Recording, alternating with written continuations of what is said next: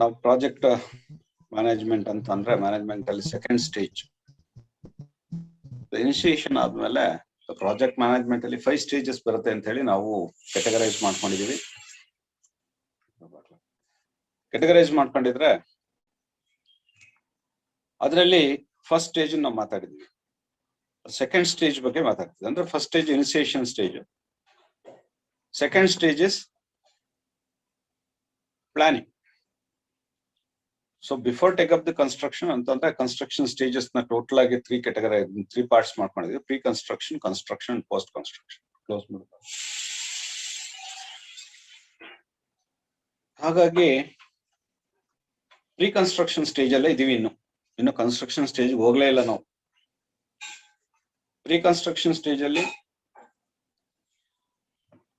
Initiation ಮತ್ತೆ planning second stage ಬಂದಿದೆ, second level.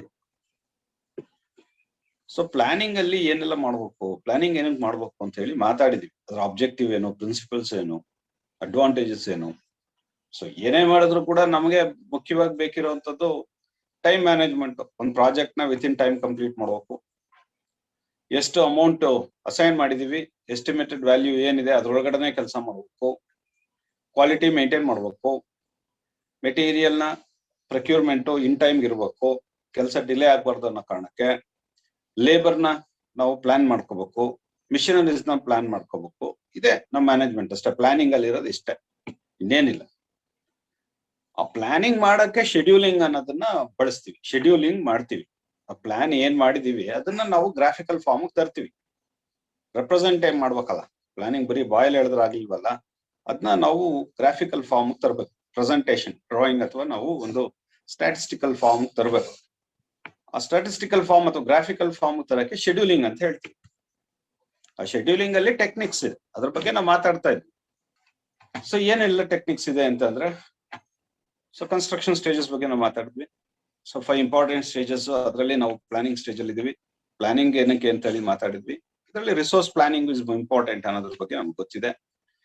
So ಅದರಲ್ಲಿ ಪ್ಲಾನಿಂಗ್ ಅಲ್ಲಿ ನಾವು ಎಲ್ಲಾ ರಿಸೋರ್ಸಸ್ ಬಗ್ಗೆ ಅಂತಂದ್ರೆ manpower, machineries, material, so money, finance, time management ಅಥವಾ time planning, everything you have to plan in advance. Planning ಅಂತ ಅಂದ್ರೆ ಇನ್ ಅಡ್ವಾನ್ಸ್ ಅಂತಂದ್ರೆ I have to know in advance. That is beforehand, before execution. Before execution, we should know it. That is what is called as planning. We should know the requirement of the material before execution. We should know the requirement of the material labor. We should know the requirement of finance. ಎಷ್ಟು ದುಡ್ಡು ಬೇಕು ಅಂತ ಹೇಳಿ ನಮ್ಗೆ ಗೊತ್ತಿರ್ಬೇಕು. ಒಂದು activity complete ಆಗಿ start ಮಾಡಕ್ಕೆ ಮುಂಚೆ ಅದನ್ನೇ ಪ್ಲಾನಿಂಗ್ ಅನ್ನೋದು. So we are calculating or we are knowing or we are estimating the requirement of the material, requirement of the labor, requirement of the time. So finance, everything in beforehand. That is what is called as planning. ಆ planning ಮಾಡಕ್ಕೆ ನಮ್ಗೆ scheduling ನ ಮಾಡ್ತೀವಿ. Planning ಮಾಡಿದ್ವಿ, ಏನೆಲ್ಲ plan ಮಾಡಿದ್ವಿ ಅದನ್ನ we are going to present it in the form of a schedule. ಆ ಶೆಡ್ಯೂಲಿಂಗ್ ಅಲ್ಲಿ ನಮಗೆ ಪ್ರೆಸೆಂಟೇಶನ್ಗೆ ಟೆಕ್ನಿಕ್ಸ್ ನ ಯೂಸ್ ಮಾಡ್ತೀವಿ, ಅದು ಗೊತ್ತಿದೆ. ಶೆಡ್ಯೂಲಿಂಗ್ ಅಲ್ಲಿ ಏನ್ ಯೂಸ್ ಶೆಡ್ಯೂಲಿಂಗ್ ಕೇಳ್ತಾರೆ. ಶೆಡ್ಯೂಲಿಂಗ್ ಅಂದ್ರೆ ಏನು ಅಂತಂದ್ರೆ, so presenting the data, whatever we planned for the resources in the construction, that will be presented in the form of a graphs. That is what is called as the network diagram. That is what is called as scheduling. Scheduling andre ಏನು ಅಂತ ಕೇಳ್ತಾರೆ. Scheduling, what do you mean by scheduling? Scheduling is nothing but it's a process of so doing or representing the plan, whatever resource planning we made for the project, that will be presented in the form of a graph or a network diagram. That is what is called as scheduling. So ಹಾಗಾಗಿ ನಾವೇನ್ plan ಮಾಡ್ಕೊಂಡಿದ್ವಿ, ಏನೇನ್ resources ಬೇಕು ಅಂತ ಹೇಳಿ ಅದನ್ನ ಒಂದು graphical form ಅಲ್ಲಿ ಪ್ರೆಸೆಂಟ್ ಮಾಡ್ತೀವಿ. ಅದನ್ನ ನಾವು ಶೆಡ್ಯೂಲಿಂಗ್ ಅಂತ ಕರಿತೀವಿ. ಶೆಡ್ಯೂಲಿಂಗ್ ಅಲ್ಲಿ ಏನಪ್ಪಾ ಜನರಲ್ ಆಗಿರುತ್ತೆ ಅಂತ ಅಂದ್ರೆ, ಏನೇನು ಪ್ಲಾನ್ ಮಾಡಿದ್ರೆ ಏನೇನ್ ಆಕ್ಟಿವಿಟೀಸ್ ಇರುತ್ತೆ, ಅಥವಾ ಮೆಟೀರಿಯಲ್ ಮಾಡಿದ್ರೆ ಏನೇನ್ ಮೆಟೀರಿಯಲ್, ಕನ್ಸ್ಟ್ರಕ್ಷನ್ ಪ್ಲಾನಿಂಗ್ ಇದ್ರೆ ಏನೇನ್ ಕನ್ಸ್ಟ್ರಕ್ಷನ್ ಪ್ಲಾನಿಂಗ್ ಅಲ್ಲಿ ಏನೇನ್ ಸ್ಟೇಜಸ್ ಬರುತ್ತೆ, ಏನೇನ್ ಆಕ್ಟಿವಿಟೀಸ್ ಬರುತ್ತೆ, ನೆನ್ನೆ ಮಾಡ್ತಾರೆ. ಸೊ ಏನೇನ್ ಆಕ್ಟಿವಿಟೀಸ್ ಬರುತ್ತೆ. ಮೆಟೀರಿಯಲ್ ಪ್ಲಾನಿಂಗ್ ಅಲ್ಲಿ ಆದ್ರೆ ಮೆಟೀರಿಯಲ್ ಏನೇನ್ ಬರುತ್ತೆ, ಲೇಬರ್ ಪ್ಲಾನಿಂಗ್ ಅಲ್ಲಿ ಲೇಬರ್ ಏನೇನ್ ಬರುತ್ತೆ, ಮಿಷನರೀಸ್ ಆದ್ರೆ ಮಿಷನರೀಸ್ ಏನೇನ್ ಬರುತ್ತೆ, ಟೈಮ್ ಆದ್ರೆ ಯಾವ ಟೈಮ್ ಎಷ್ಟು ಟೈಮ್ ಬೇಕಾಗುತ್ತೆ, ಕ್ವಾಲಿಟಿ ಆದ್ರೆ ಯಾವ ತರ ಕ್ವಾಲಿಟಿ ಮೇಂಟೈನ್ ಮಾಡ್ಬೇಕು, ಕ್ವಾಲಿಟಿ ಮೇಂಟೈನ್ ಮಾಡಕ್ಕೆ ಇಂಪಾರ್ಟೆಂಟ್ ಮೆಟೀರಿಯಲ್ಸ್ ಯಾವ್ದು. ಸೊ ಈ ತರ ಅದರಲ್ಲಿ ಎಷ್ಟು ಉದಾಹರಣೆ ಮ್ಯಾನ್ ಪವರ್ ಪ್ಲಾನಿಂಗ್ ಅಂತ ಅಂದ್ರೆ ಯಾವ ತರ ಜನಗಳು ಬೇಕು ಅಥವಾ ಮೇಸನ್ ಬೇಕಾ, ಪ್ಲಂಬರ್ ಬೇಕಾ, ಯಾರ್ಯಾರು ಬೇಕು, ಅದರಲ್ಲಿ ನಮಗೆ ಎಷ್ಟು ಜನ ಬೇಕಾಗುತ್ತಾರೆ, ಎಷ್ಟು ದಿವಸಕ್ಕೆ ಬೇಕಾಗ್ತಾರೆ, 10 ಜನ ಮೇಸನ್ ಬೇಕಾ, 10 ದಿನ ಮೇಸನ್ನು ಎಷ್ಟು ಯಾವತ್ ಬೇಕು ಅನ್ನೋದನ್ನ will call it as planning. So ಹಂಗಾಗಿ ಮಿಷನರೀಸ್ ಅಷ್ಟೇ, ಮಿಷನರಿ ಪ್ಲಾನಿಂಗ್ ಅಂದ್ರೇನು ಮಿಷನರೀಸ್ ಯಾವತ್ ಏನೇನ್ ಬೇಕಾಗುತ್ತೆ ಅದನ್ನ ಮಿಷನರಿ ಪ್ಲಾನಿಂಗ್. ಸೊ ಇದನ್ನ ನಾವು ಶೆಡ್ಯೂಲಿಂಗ್ ಅಲ್ಲಿ ಅಂದ್ರೆ ಪ್ರೆಸೆಂಟ್ ಮಾಡ್ತೀವಿ ಗ್ರಾಫಿಕಲ್ ಫಾರ್ಮ್, ಅದನ್ನ will call it as schedule. Use ಏನಪ್ಪಾ ಅಂತ ಅಂದ್ರೆ ಈ ಗ್ರಾಫಿಕಲ್ ಫಾರ್ಮ್ ಅಲ್ಲಿ ಏನ್ ಪ್ರೆಸೆಂಟ್ ಮಾಡಿರ್ತೀವಿ, ಇಂಥ ದಿವಸಕ್ಕೆ ಇಷ್ಟು ಬೇಕು ಅಂತ ಹೇಳಿ in the form of a bars or network diagram. So we can assess the progress. So progress ನ ಈಸಿಯಾಗಿ ಅಸೆಸ್ ಮಾಡ್ಲಿಕ್ಕೆ ಅನುಕೂಲ ಆಗುತ್ತೆ ಈ ಒಂದು ಶೆಡ್ಯೂಲಿಂಗ್ ಅಲ್ಲಿ. ಎಷ್ಟು ಕೆಲಸ ಆಗಿದೆಯೋ ಇಲ್ವೋ ಅಂತ ನೋಡ್ಲಿಕ್ಕೆ ನಮ್ಗೆ ಅನುಕೂಲ ಆಗುತ್ತೆ. ಇದು ಫಾಸ್ಟ್, ಅದು ಕ್ವಿಕ್ ಆಗಿ ನೋಡ್ಲಿಕ್ಕೆ, ಅರ್ಥ ಮಾಡ್ಕೊಳ್ಳಿಕ್ಕೆ ಅನುಕೂಲ ಆಗುತ್ತೆ ಶೆಡ್ಯೂಲಿಂಗ್. ಸೊ ಮತ್ತೆ ಪ್ರಾಜೆಕ್ಟ್ ನ ನಾವು ಸಿಸ್ಟಮ್ ಆಗಿ ಮಾಡಬಹುದು, ಯಾವ್ದು ನಂತರ ಮಾಡ್ಬೇಕು ಅಂತ ಹೇಳಿ ನಾವು ಶೆಡ್ಯೂಲ್ ಮಾಡಿರೋದ್ರಿಂದ ಸಿಸ್ಟಮ್ಯಾಟಿಕ್ ಆಗಿ ವರ್ಕ್ ಮಾಡ್ಲಿಕ್ಕೆ ಅನುಕೂಲ. So this are the 2 major advantages of the schedule. ಒಂದು, the progress can be assessed as and when. Second one, the systematically we can carry out the project, construction project, the construction procedure. That is the major advantage of the scheduling. Adr ಬಗ್ಗೆ ನಾವು ಮಾತಾಡ್ತಾ ಇದ್ದೀವಿ. So that is the advantage. ಅಂದ್ರೆ most economical method. ಅಂದ್ರೆ advantages ಏನು ಅಂತ ಕೇಳ್ತಾರೆ. What are the advantages of scheduling? That is uses of the network diagram, scheduling uses of the ಅಥವಾ advantages of the scheduling one and the same lines ಅಲ್ಲೇ ಮಾಡ್ಬೋದು. It's most economical ಅಂದ್ರೆ ಯಾವ method ನ choose ಮಾಡ್ಲಿಕ್ಕೆ, construction methods ನ choose ಮಾಡ್ಲಿಕ್ಕೆ ಅನುಕೂಲ ಆಗುತ್ತೆ. ಉದಾಹರಣೆ, ಸೊ ಕನ್ಸ್ಟ್ರಕ್ಷನ್ ಮೆಥಡ್ಸ್ ಅಂದ್ರೆ ಏನ್ ಸರ್ ಅಂತ ಕೇಳೋದು. ಕನ್ಸ್ಟ್ರಕ್ಷನ್ ಮೆಥಡ್ಸ್ ಅಂದ್ರೆ ಮೋಸ್ಟ್ ಎಕನಾಮಿಕಲ್ ವೇ. ಸೊ ಉದಾಹರಣೆ ಕಾಂಕ್ರೀಟ್ ಅಲ್ಲೇ ಬರ್ತೀವಿ. ಸೊ ಫಾರ್ಮ್ ವರ್ಕ್ ಆಗಿದೆ, ರಿಇನ್ಫೋರ್ಸ್ಮೆಂಟ್ ಆಗಿದೆ. ಮ್ಯಾನ್ಯುಯಲ್ ಮೆಥಡ್ ಅಲ್ಲಿ ನಾವು ಕಲಸಿ ಕಾಂಕ್ರೀಟ್ ಹಾಕ್ಬೇಕಾ, ಇಲ್ಲ ನಮ್ ರೆಡಿಮಿಕ್ಸ್ ಕಾಂಕ್ರೀಟ್ ಹೋಗ್ಬೇಕಾ? ರೆಡಿಮಿಕ್ಸ್ ಕಾಂಕ್ರೀಟ್ ಹೋದ್ರೆ ಫಾಸ್ಟ್. ಸೊ ಕಾಂಕ್ರೀಟ್ ತರ್ತಾನೆ, ಅಲ್ಲಿ ಪೋರ್ ಮಾಡಿ ಹೋಗ್ತಾನೆ, ಲೇಬರು ಬೇಕಿಲ್ಲ, ಏನು ಬೇಕಿಲ್ಲ, ಅಲ್ಲಿಗೆ ಪಂಪ್ ಮಾಡ್ತಾನೆ ಡೈರೆಕ್ಟ್ ಆಗಿ ಎಲ್ಲಿ ವರ್ಕ್ ಪ್ಲೇಸ್. ಸೊ ಅದರಿಂದ ಕನ್ಸ್ಟ್ರಕ್ಷನ್ ಮೆಥಡ್ಸ್ ನ ಚೂಸ್ ಮಾಡ್ಲಿಕ್ಕೆ ಅನುಕೂಲ ಆಗುತ್ತೆ ಈ ಒಂದು ಶೆಡ್ಯೂಲಿಂಗ್ ಇಂದ. ನಮ್ಮ ಬಿಫೋರ್ ಹ್ಯಾಂಡ್ ಮೊದಲೇ ನಾವು ತಿಳ್ಕೋಬಹುದು. ಮತ್ತೆ ನಮಗೆ ಎಷ್ಟು ಜನ ಲೇಬರು ಮೆಟೀರಿಯಲ್ ಬೇಕಾಗುತ್ತೆ ಅನ್ನೋದ್ರ ಬಗ್ಗೆ ಐಡಿಯಾ ಸಿಗುತ್ತೆ. ಕಾಸ್ಟ್ ಯಾವಾಗ ದುಡ್ಡು ಯಾವ ಸ್ಟೇಜ್ ಅಲ್ಲಿ ಬೇಕಾಗುತ್ತೆ ಅಂತ ಸಿಗುತ್ತೆ. That is what called as we can do the cost control, we can estimate the labours. So you can estimate machineries at what time it requires. So you can assess the actual progress. So ಮತ್ತೆ then total time required. So ಎಷ್ಟು ದಿವಸದಲ್ಲಿ project ನ complete ಮಾಡಬಹುದು ಅನ್ನೋದು ಕೂಡ ಗೊತ್ತಾಗುತ್ತೆ. ಅದರಿಂದ this are the advantages of the scheduling. ನೆನ್ನೆ ಎಕ್ಸರ್ಸೈಸ್ ಮಾಡಿದ್ರಲ್ಲಿ ಬಾರ್ ಚಾರ್ಟ್ ಅಲ್ಲಿ ಎಷ್ಟು ಟೈಮು, ಫಾರ್ ಎಕ್ಸಾಂಪಲ್ ಎಲ್ಲ ಆಕ್ಟಿವಿಟೀಸ್ ನ ಲಿಸ್ಟ್ ಮಾಡಿ ಟೋಟಲ್ ಮಾಡಿದಾಗ 181 days ಇತ್ತು. ಸೊ ನಾವು ಅದನ್ನೇ ನಾವು ಶೆಡ್ಯೂಲಿಂಗ್ ಹಾಕಿದಾಗ ಅದು 128 days ಬಂತು. So that is the way in which we can assess the exact time of completion. So hangagi ನಾವು 181 days ಬಂದಿದ್ದು 128 days ಗೆ ಸಿಂಕ್ರನೈಸ್ ಆಯ್ತು ಅಥವಾ ಕಾಂಪ್ಯಾಕ್ಟ್ ಆಯ್ತು. ಸೊ ಯಾಕೆ ಅಂತ ಅಂದ್ರೆ ಅದನ್ನ we are arranged, we are scheduled, so in the systematic manner. So therefore we came to that the total project can be executed within 28 days, even though we required 181 days or 280 days by adapting all the duration of all the activities in the project. So we can complete within the 181 days or 180 days by arranging all the activities in the schedule on the draft. So idu advantage, total time required ಅನ್ನೋದಕ್ಕೆ ಎಷ್ಟು time ಬೇಕಾಗುತ್ತೆ project complete ಮಾಡ್ಲಿಕ್ಕೆ ಅನ್ನೋದನ್ನ ಕೂಡ ನಾವು assess ಮಾಡಬಹುದು. ನಾವು scheduling ಮಾಡೋದಾದ್ರೆ ಏನೆಲ್ಲ ಮಾಡಬಹುದು ಕನ್ಸ್ಟ್ರಕ್ಷನ್ ಅಲ್ಲಿ ಅಂತ ಅಂದ್ರೆ ಕನ್ಸ್ಟ್ರಕ್ಷನ್ ಶೆಡ್ಯೂಲೇ ಮಾಡಬಹುದು. ನೆನ್ನೆ ಮಾಡೋದಲ್ಲ, ಅದು ಕನ್ಸ್ಟ್ರಕ್ಷನ್ ಶೆಡ್ಯೂಲ್. ಕನ್ಸ್ಟ್ರಕ್ಷನ್ ಶೆಡ್ಯೂಲ್ ಅಂದ್ರೆ ಒಂದು ನಾರ್ಮಲ್ ರೆಸಿಡೆನ್ಷಿಯಲ್ ಬಿಲ್ಡಿಂಗ್ ಕಟ್ತಾ ಇದೀವಿ, ಸಿಕ್ಕಾಪಟ್ಟೆ ಏನು ಸಾವಿರಾರು ಆಕ್ಟಿವಿಟಿ ಬರಬೇಕಾಗಿಲ್ಲ. ನಾರ್ಮಲ್ ರೆಸಿಡೆನ್ಷಿಯಲ್ ಬಿಲ್ಡಿಂಗ್ ಒಂದು 15-20 ಆಕ್ಟಿವಿಟಿ ಇರುವಂತದ್ದು. ಆ ಒಂದು ಕೆಲಸನ ನಾವು ಯಾವ ರೀತಿ ಮಾಡಬಹುದು ಅಂತ ಹೇಳಿ ನೆನ್ನೆ ಒಂದು ಲಿಸ್ಟ್ ಮಾಡಿ ಅದನ್ನ ಶೆಡ್ಯೂಲ್ ನ ಆ ಒಂದು ಆಕ್ಟಿವಿಟಿಗೆ ಹೆಸರು ಕೊಟ್ಟು ಡ್ಯೂರೇಷನ್ ಮಾಡಿ ನೆಕ್ಸ್ಟ್ ಅದನ್ನ ಅರೇಂಜ್ ಮಾಡಿ ಚಾರ್ಟ್ ಅಲ್ಲಿ. ಸೊ ಅದನ್ನ ಕನ್ಸ್ಟ್ರಕ್ಷನ್ ಶೆಡ್ಯೂಲಿಂಗ್ ಅಂತ ಹೇಳಿ ಅಷ್ಟೇ. ನೆನ್ನೆ ಮಾಡಿದ್ವಲ್ಲ ಅದೇ construction scheduling. Construction scheduling is nothing but it is the type of scheduling in which we are going to list out all the activities of the construction and we are going to estimate time required for each activity of the construction program. Then we are going to arrange, then we are in sequence that which activity is first, which activity is next, or which is the first activity, which is the end activity. So which is the dependent activity, which is the parallel activity. Based on that, we are going to draw the diagram schedule. We are going to make a scheduling using a network diagram or otherwise a graph, the time versus duration versus the activity, then by that we can calculate the earliest possible time of completion of the project. That is what is called as construction scheduling. So adana example anta heli, then in yesterday's the examples na kotkondu continue more. So this is the examination. Write note on construction scheduling. What do you mean by construction scheduling? Then how you are going to calculate the earliest possible time of a project by using construction scheduling or bar chart or CPM. ಹೀಗೆ ಕೇಳ್ತಾನೆ. Construction scheduling ಅಲ್ಲಿ general ಆಗು ಕೇಳ್ಬೋದು what is construction scheduling ಅಂತ, ಅಥವಾ bar chart ಅಂತಾನು ಹೇಳ್ಬೋದು. Explain the construction scheduling using bar chart ಅಂತಾನು ಕೇಳ್ಬೋದು. ಸೊ ನೆನ್ನೆ ಮಾಡಿದ್ವಲ್ಲ ಆತರ, ನೆನ್ನೆ ಬಾರ್ ಚಾರ್ಟ್ ಎಕ್ಸ್ಪ್ಲೈನ್ ಮಾಡಿದ್ದು. Similarly, explain the construction scheduling using some other method, CPM method ಅಂತ ಹೇಳ್ಬೋದು. There are another methods. So critical path method ಬಗ್ಗೆನೂ ಕೇಳ್ಬೋದು.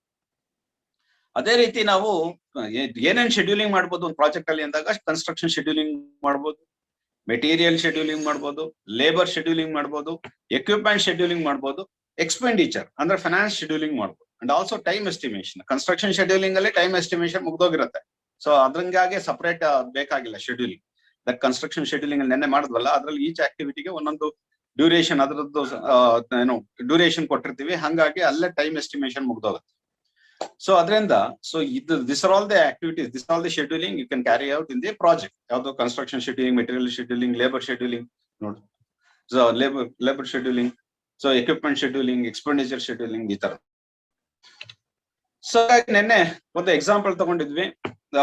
ಯಾವ್ದು ಮನೆ ಕಟ್ಟುವಂಥದ್ದು, ಒಂದು ಸಣ್ಣ ಮನೆ ಕಟ್ಟುವಂಥದ್ದನ್ನ ನಾವ್ ಯಾವ ರೀತಿ ಕಟ್ಟಬಹುದು ಅನ್ನೋದ್ರ ಬಗ್ಗೆ ಒಂದು ಪ್ಲಾನ್ ಮಾಡಿಕೊಂಡು ನಾವು ಯೋಚನೆ ಮಾಡ್ತಾ ಇದ್ವಿ. ಅಂದ್ರೆ ಲಿಸ್ಟ್ ಮಾಡಿದ್ವಿ ಆಕ್ಟಿವಿಟೀಸ್ ನ. ಒಂದ್ ಮನೆ ಕಟ್ಟಲಿಕ್ಕೆ ಏನೆಲ್ಲ ಆಕ್ಟಿವಿಟೀಸ್ ಬರುತ್ತೆ. ಸೊ ಈ ಒಂದು ಪ್ಲಾನ್ ಇದು ಮನೆದು ಓನರ್ ಇಟ್ಕೊಂಡ್ ಬರ್ತಾರೆ. ಈ ಒಂದು ಪ್ಲಾನ್ ಮಾಡಿದೀವಪ್ಪ, ಈ ತರ ಎಲಿವೇಶನ್ ಮಾಡಿದೀವಿ, ಈ ತರ ಫೌಂಡೇಶನ್ ಡೀಟೇಲ್ ಈ ತರ ಇದೆ, ಈಗ ಫಿನಿಶ್ ಮಾಡ್ಬೇಕು, ಎಸ್ಟಿಮೇಟ್ ಅಥವಾ ಸ್ಪೆಸಿಫಿಕೇಶನ್ಸ್ ಈ ತರ ಇದೆ ನೋಡಿ, ಇಲ್ಲಿ ಒಂದು ಎಸ್ಟಿಮೇಟ್ ಕೊಟ್ಟಿದ್ದಾರೆ, ಇದನ್ನ ಇಂಜಿನಿಯರ್ ಕೊಟ್ಟಿದ್ದಾರೆ ಅಥವಾ ಕನ್ಸಲ್ಟೆಂಟ್ ನಾನು ಅಪಾಯಿಂಟ್ಮೆಂಟ್ ಅವ್ರು ಕೊಟ್ಟಿದ್ದಾರೆ. ಸೊ ಇದನ್ನ ಎಷ್ಟು ದಿವಸದಲ್ಲಿ ಕಟ್ಕೊಡ್ಬೋದು, ಅಲ್ಲ ಎಷ್ಟು ಕಾಸ್ಟ್ ಆಗುತ್ತೆ, ನೀವ್ ಎಷ್ಟು ಕಾಸ್ಟ್ ಕೋಟ್ ಮಾಡ್ತೀರಿ ಅನ್ನೋದ್ರ ಬಗ್ಗೆ ಕೇಳಕ್ ಬರ್ತಾರೆ, ಅಥವಾ ಕಟ್ಕೊಡಿ ಅಂತ ಹೇಳಕ್ ಬರ್ತಾರೆ. ಸೊ ಅವಾಗ ನಾವು ಎಷ್ಟು ದಿನದಲ್ಲಿ ಮಾಡ್ತೀರಿ ಅಂದಾಗ ಶೆಡ್ಯೂಲಿಂಗ್ ಮಾಡ್ಲೇಬೇಕಾಗತ್ತೆ. ಯಾಕೆಂತಂದ್ರೆ time, we have to compact the time. ನೀವು ಎಷ್ಟು ಟೈಮ್ ಅನ್ನ ಸೇವ್ ಮಾಡ್ತೀರಿ ಅಷ್ಟು ಕೆಲಸ ನಿಮ್ಗೆ ಸಿಗುತ್ತೆ. ನೀವು ಡಿಲೇ ಮಾಡಿದಷ್ಟು ನಿಮ್ಗೆ ಕೆಲಸ ಸಿಗಲ್ಲ. ನೀವು ಯಾರು ಫಾಸ್ಟ್ ವರ್ಕರ್ ಇರ್ತಾರೋ ಅವ್ರಿಗೆ ಕೆಲಸ ಜಾಸ್ತಿ ಸಿಗೋದು.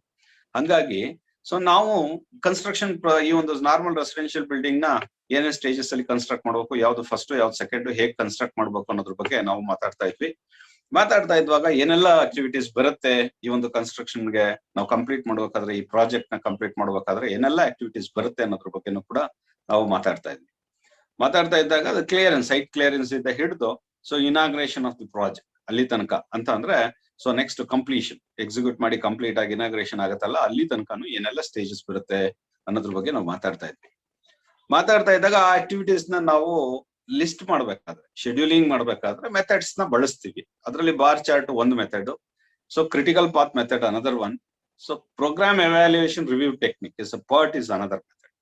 ಸೊ ಈ ಮೂರು ಮೆಥಡ್ ಅನ್ನ ನಾವು ಈ ಶೆಡ್ಯೂಲಿಂಗ್ ಗೆ ಬಳಸ್ತೀವಿ. Construction scheduling, material scheduling, labour ಮತ್ತೆ ಎಕ್ವಿಪ್ಮೆಂಟ್ ಮತ್ತೆ ಎಕ್ಸ್ಪೆಂಡಿಚರ್ ಶೆಡ್ಯೂಲಿಂಗ್ ಬಳಸ್ತೀವಿ. ಈ ಬಾರ್ ಚಾರ್ಟ್ ನ ನಾವು ನೆನ್ನೆ ಎಕ್ಸ್ಪ್ಲೈನ್ ಮಾಡಿದೀವಿ ಲಾಸ್ಟ್ ಕ್ಲಾಸ್ ಅಲ್ಲಿ. ಸೊ ಹಂಗಾಗಿ ಲಾಸ್ಟ್ ಕ್ಲಾಸ್ ಅಲ್ಲಿ ಬಾರ್ ಚಾರ್ಟ್ ಬಗ್ಗೆ ಸುಮ್ಮನೆ ಜನರಲ್ ಆಗಿ ಹೇಳೋದಂತಂದ್ರೆ, ಎಲ್ಲ all the activities are arranged in this schedule or a graph in the form of a bars is called bar chart. So ಅದರಲ್ಲಿ ಕನ್ಸ್ಟ್ರಕ್ಷನ್ ಶೆಡ್ಯೂಲಿಂಗ್ ಅಲ್ಲಿ activities of whatever activities we come across during the process of constructing this single storey residential building. It's a simple building. So we named as A to K, ABCD, etc. And also the duration of each activity will be calculated individually, so and listed and represented in the form of the bars in the schedule. The schedule or the graph is plotted, the activity versus the duration. So this is how the graphs appears or they looks like. So some of the activities are the parallel activities in this diagram. Some of the activities are the interdependent activities, dependent activity, or some of the activities are the independent activities. So adana explain madidvi last class.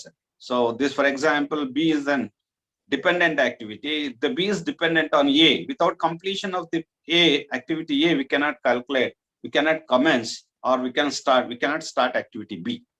So B and C are the two, these two are the parallel activities. C is not depend on B. C is depend on A. So therefore, B and C can be started as soon as A is completed. Similarly, the D is dependent on B and C. Without completion of the B and C, we cannot start D. The D and E are the parallel activities. So this is how we explained yesterday in the yesterday's class, and also made an example. So this is the construction scheduling. Construction scheduling alli nenne class alli actually so nammalli ಏನು activities ಬರುತ್ತೆ ಅನ್ನೋದು list ಮಾಡಿದ್ವಿ, but ಅದನ್ನ estimate ಮಾಡಿರಲಿಲ್ಲ quantities. even though we can estimate the quantities ಕೂಡ ಬರೀಬಹುದು. So ಎಷ್ಟೆಷ್ಟು quantity earth work excavation, the duration ಮಾತ್ರ list ಮಾಡಿದ್ವಿ.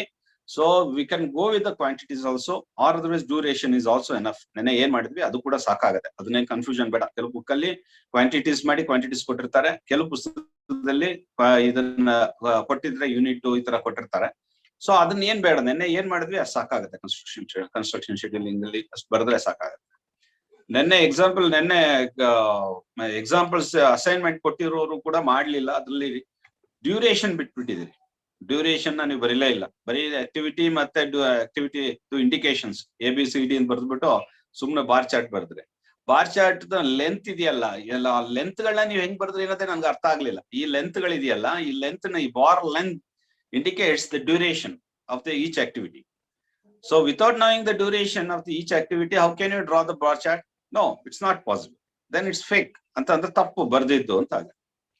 So therefore, before plotting the schedule, before doing the scheduling for the activity in the bar chart, we should know the duration. Without knowing the duration, we cannot. And also you know the interdependency of the activities. Which activity is first, which activity is parallel, which activity is depend on A or B or C or something like that. So we should know it. So ಈ ತರದಲ್ಲಿ construction scheduling ಮಾಡುವಾಗ ಇವೆಲ್ಲ ಗೊತ್ತಿರಬೇಕಾಗುತ್ತೆ. ಇದನ್ನ ನಾವು duration, for example this is totally 181 days is required to complete this small project.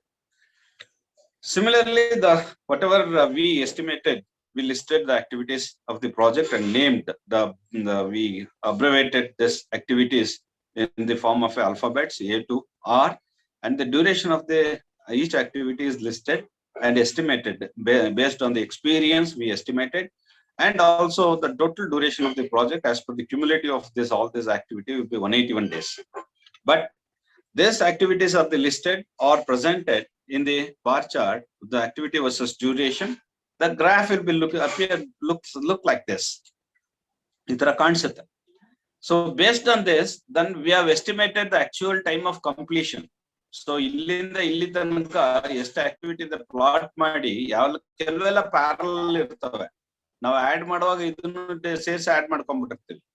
But ನೆನ್ನೆ assignment ಅಲ್ಲಿ ಇದನ್ನ ಹೇಳ್ಬೇಕು, ಟೋಟಲ್ ಕಂಪ್ಲೀಷನ್ ಅವ್ರವ್ರ ಅಸೈನ್ಮೆಂಟ್ ಅಲ್ಲಿ ಅವ್ರು ಬರೀಬೇಕು. This is the duration of the project, complete the 128 days required to complete the project, the shortest possible time, even though the total duration of the project as per the activities concerned is 181 days, by adding all the durations of the activities.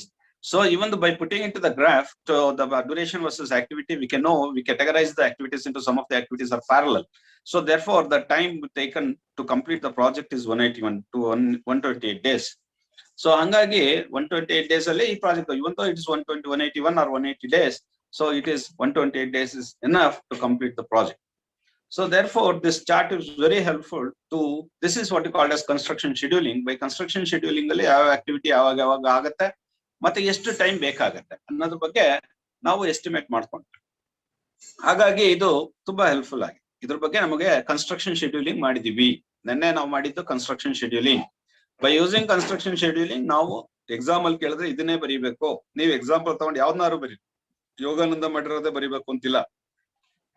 You can list out the activities serially and then give the abbreviations. So ABCD or something like that. Then estimate the time and then do the bar chart, activity versus duration, plot it, and estimate the earliest possible time of the project. That's all. This is how we have to work on. That is what you call as construction schedule. So ಅದ್ರ ಬಗ್ಗೆ bar chart ಬಗ್ಗೆ ನಾವು limitations ಮಾಡಿದ್ವಿ. Bar chart ಬಗ್ಗೆ extensive ಆಗಿ ಇನ್ನು ನಾವು ಪಾಠ ಮಾಡಬೇಕು ಅಂತ ಏನಿಲ್ಲ, ಯಾಕಂದ್ರೆ ಎಲ್ಲ ಗೊತ್ತಿದೆ. ಅದರಲ್ಲಿ ಮೆಟೀರಿಯಲ್ ಶೆಡ್ಯೂಲಿಂಗ್, ಲಾಸ್ಟ್ ಕ್ಲಾಸ್ ನಾನು ಹೇಳ್ದಂಗೆ ಮೆಟೀರಿಯಲ್ ಕೂಡ ಶೆಡ್ಯೂಲಿಂಗ್ ಮಾಡ್ಬೋದು. ಉದಾಹರಣೆ, ಮೆಟೀರಿಯಲ್ ಶೆಡ್ಯೂಲಿಂಗ್ ಅಲ್ಲಿ so name of the project ಸುಮ್ನೆ ಎಕ್ಸಾಮ್ ಬುಕ್ ಅಲ್ಲಿ ಕೊಟ್ಟಿರೋ ತರ name of the project material scheduling ಅಂತ ಬರ್ತೀವಿ. ನೇಮ್ ಆಫ್ ದಿ ಪ್ರಾಜೆಕ್ಟ್ ಯಾವ್ದೋ ಒಂದು ಪ್ರಾಜೆಕ್ಟ್ ಮಾಡಿರ್ತೀವಿ, ಎಕ್ಸಾಮಿನೇಷನ್ ಅಲ್ಲಿ ಡಿಸ್ಕ್ಲೋಸ್ ಮಾಡ್ಕೊಳಕ್ ಆಗಲ್ಲ ನಿಮ್ ಹೆಸರನ್ನ. ಸೊ ಈ project propose residential building at Kushalnagar ಇಂತವ್ರದ್ದು ಅಂತೆಲ್ಲ ಬರೆಯಂಗಿಲ್ಲ. ಸೊ ಬರೆದ್ರೆ ಇದಾಗತ್ತೆ, ಏನೋ ನಿಮ್ದು ವ್ಯಾಲ್ಯೂ ಆಗಲ್ಲ ಪೇಪರ್. ಸೊ ಹಂಗಾಗಿ name of the project is construction of the residential building to mister somebody else. So ABCD. So location of the project is not Kushal Nagar or Madikeri or Mysore or something like that. You write XYZ. The cost of the project may be 15 lakhs, 20 lakhs, 30 lakhs, like a normal single story residential building. So duration of the project is 12 weeks. For example, 12 ವಾರದಲ್ಲಿ ನಾವು project ನ complete ಮಾಡಬೇಕು, 3 ತಿಂಗಳಲ್ಲಿ 12 weeks. So next ಇಲ್ಲಿ ಬಂದಾಗ list out ಮಾಡ್ತೀವಿ ಏನೆಲ್ಲ material ಆ ಪ್ರಾಜೆಕ್ಟ್ ಅಲ್ಲಿ ಬೇಕು. ಮೆಟೀರಿಯಲ್ ಶೆಡ್ಯೂಲಿಂಗ್ ಬಗ್ಗೆ ಮಾತಾಡ್ತೀವಿ. ನೆನ್ನೆ ಮಾಡಿದ್ದು ಕನ್ಸ್ಟ್ರಕ್ಷನ್ ಶೆಡ್ಯೂಲ್, ಇವತ್ ಮಾಡ್ತಿರೋದು ಆ ಪ್ರಾಜೆಕ್ಟ್ ಅಲ್ಲಿ ಏನೆಲ್ಲ ಮೆಟೀರಿಯಲ್ ಬೇಕಾಗುತ್ತೆ ಅಂತ. ಸೊ ಏನೆಲ್ಲ ಮೆಟೀರಿಯಲ್ ಬೇಕಾಗುತ್ತೆ ಅಂದ್ರೆ ಫೌಂಡೇಶನ್ ಗೆ ಸೈಡ್ ಸ್ಟೋನ್ ಬೇಕು, ಸಿಮೆಂಟ್ ಬೇಕು, ಮರಳು ಬೇಕು, ಗಾರೆ ತಯಾರು ಮಾಡ್ಬೇಕಲ್ಲ. Because side stone masonry constructed with cement mortar, that is specification is like that. So therefore the side stone masonry, cement, sand, ಜಲ್ಲಿ, ಮತ್ತೆ ಕಬ್ಬಣ ಅಂದ್ರೆ ಸ್ಟೀಲ್, ದ ಇಟ್ಟಿಗೆ ಮತ್ತೆ ಮರ. That is side stone masonry, cement, sand, jelly, steel, brick and wood. These are all the material, prime construction materials. ಬೇರೆದು ಬೇಕಾಗತ್ತೆ, ಆದ್ರೆ ಬಹಳ ಮುಖ್ಯವಾಗಿ ಬೇಕಾಗಿರುವಂತದ್ದು. ಸರ್ ಹಗ್ಗನೂ ಬೇಕಲ್ವಾ ಸರ್ ಅಂದ್ರೆ ಬೇಕು, ಮಳೆ ಬೇಕಲ್ವಾ ಅಂದ್ರೆ ಬೇಕು, ಆದ್ರೆ they are not prime construction materials. ತುಂಬಾ ಇಂಪಾರ್ಟೆಂಟ್ ಕನ್ಸ್ಟ್ರಕ್ಷನ್ ಮೆಟೀರಿಯಲ್ ಅಲ್ಲ, ತಗೊಂಡ್ಬರ್ಬೋದಲ್ಲಿ ಸಣ್ಣ ಪುಟ್ಟ ಹೋಗುವ. ಅದರಿಂದ we listed only the prime construction materials. ತುಂಬಾ ಇಂಪಾರ್ಟೆಂಟ್ ಕನ್ಸ್ಟ್ರಕ್ಷನ್ ಮೆಟೀರಿಯಲ್ ಮಾತ್ರ ಲಿಸ್ಟ್ ಮಾಡಿದೇವೆ ಹೊರತು ಸೊ ಹಗ್ಗನೂ ಬೇಕು ಸರ್, ದಾರ ಬೇಕು ಸರ್, ಮಳೆ ಬೇಕು ಸರ್ ಅಂತ ಲಿಸ್ಟ್ ಮಾಡಬಾರ್ದು. ಬೈಂಡಿಂಗ್ ವೇರ್ ಬೇಕು ಸರ್, ಸ್ಟೀಲ್ ಕಟ್ಟಕ್ಕೆ ಅಂತ ಲಿಸ್ಟ್ ಮಾಡಬಹುದು. Steel is enough because it is a prime construction material. So ಅದು ತುಂಬಾ ಇಂಪಾರ್ಟೆಂಟ್ ಕನ್ಸ್ಟ್ರಕ್ಷನ್ ಮೆಟೀರಿಯಲ್ ಮಾತ್ರ ನಾವು ಲಿಸ್ಟ್ ಮಾಡಿದ್ದೇವೆ ಹೊರತು ಸಣ್ಣ ಸಣ್ಣ ಮೆಟೀರಿಯಲ್ ಕನ್ಸ್ಟ್ರಕ್ಷನ್ ಮೆಟೀರಿಯಲ್ ನ ನಾವು ಲಿಸ್ಟ್ ಮಾಡಿಲ್ಲ.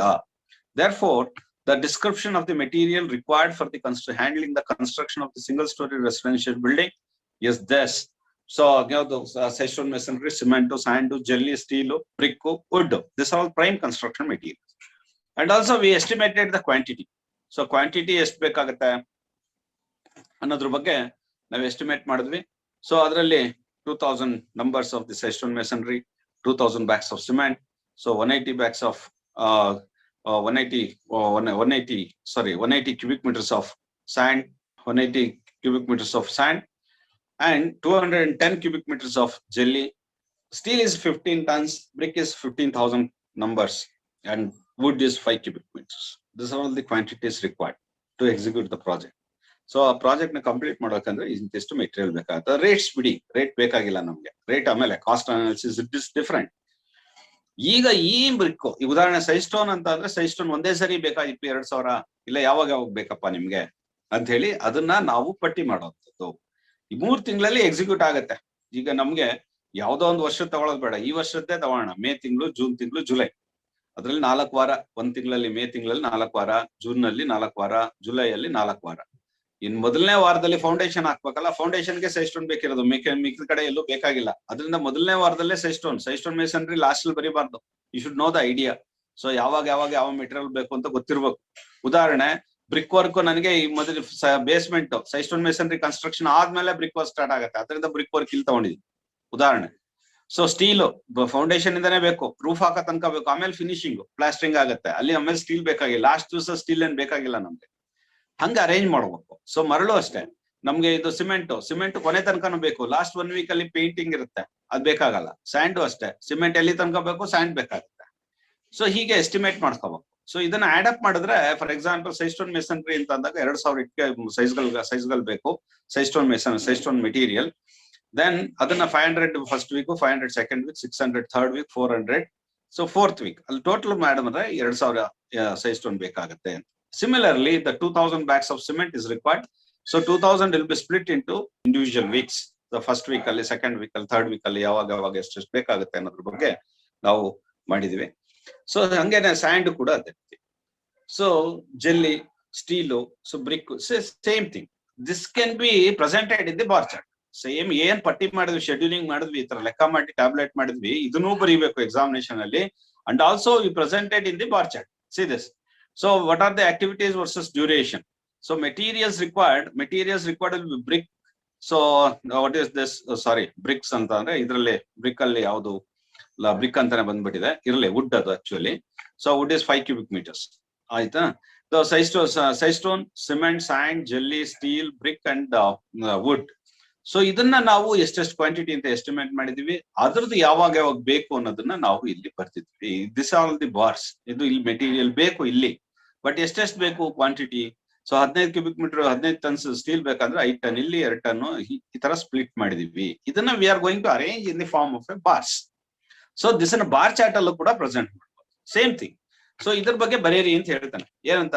ಮೆಟೀರಿಯಲ್ ಶೆಡ್ಯೂಲಿಂಗ್ ಬಗ್ಗೆ ಬರೀರಿ ಅಂತ ಹೇಳ್ತಾರೆ. ಮೆಟೀರಿಯಲ್ ಶೆಡ್ಯೂಲಿಂಗ್ ಬಗ್ಗೆ ಬರೀರಿ ಅಂತ ಅಂದ್ರೆ it's is the method of planning of the material in the construction project.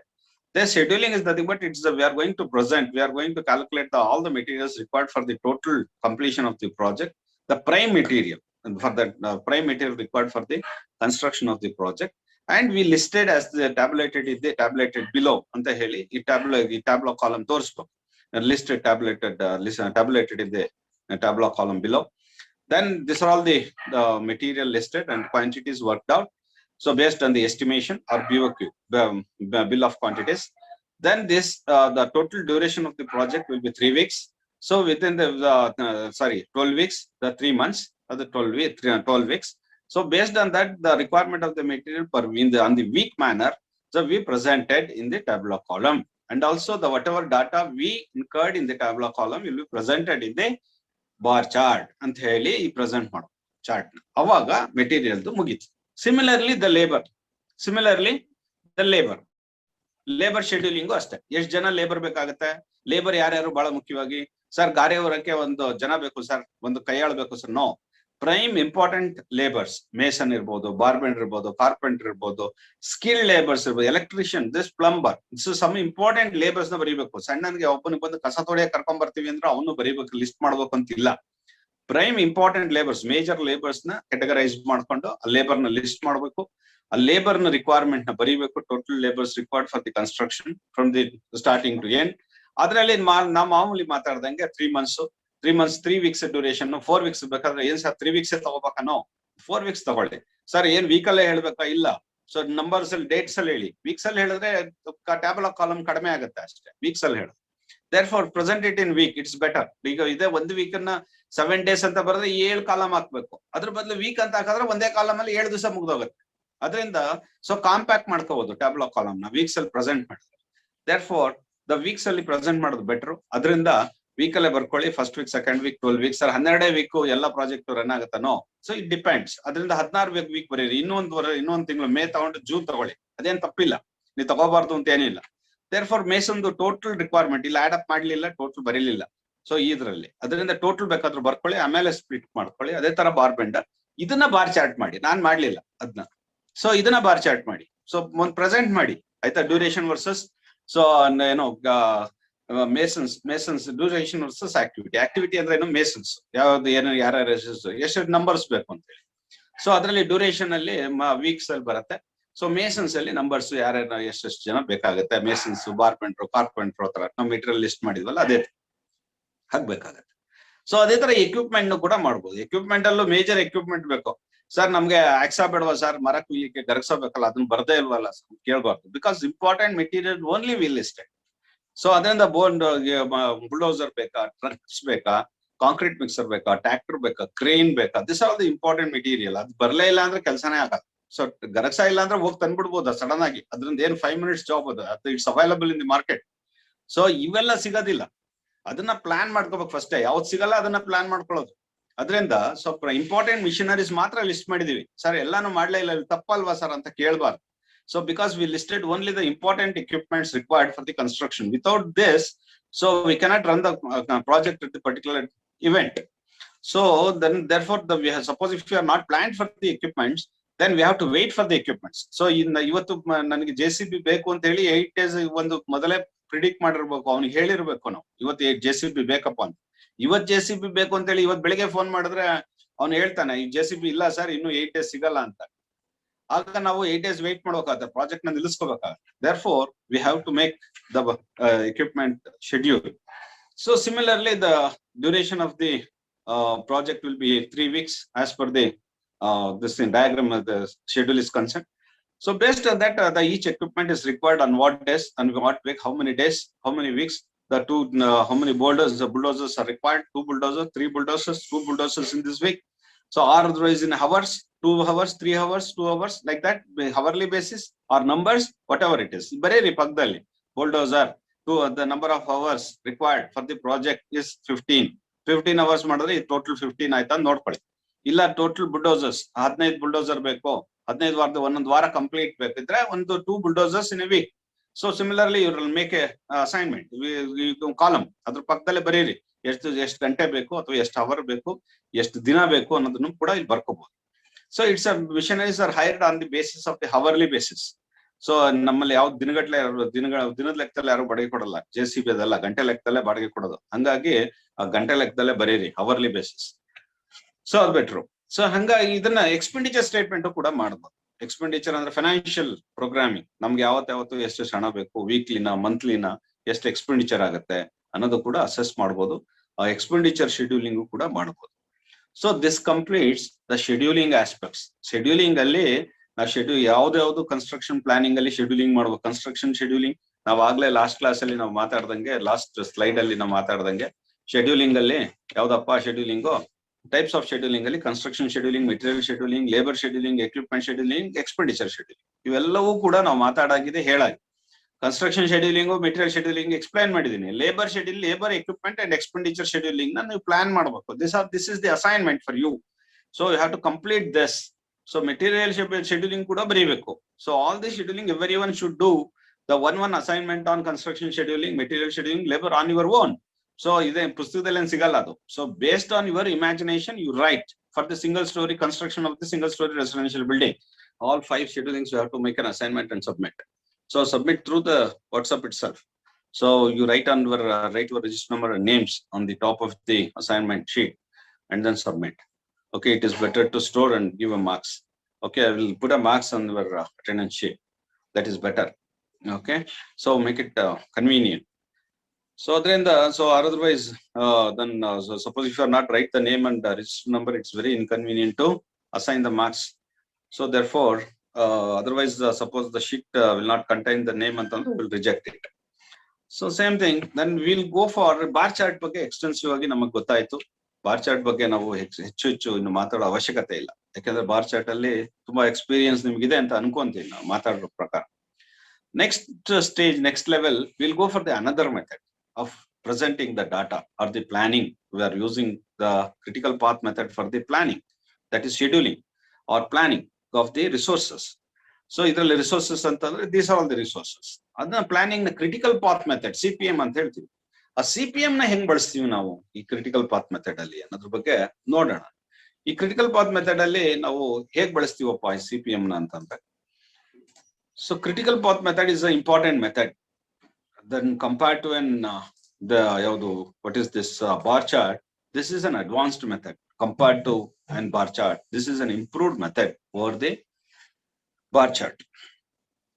So here the PERT and CPM will be similar, one and the same almost, but there is a slight difference between the PERT and the critical path method and the program evaluation review technique. But as per your syllabus is concerned, we are not talking about just we can assess, we can introduce, or we can talk about something about the PERT, program evaluation review technique.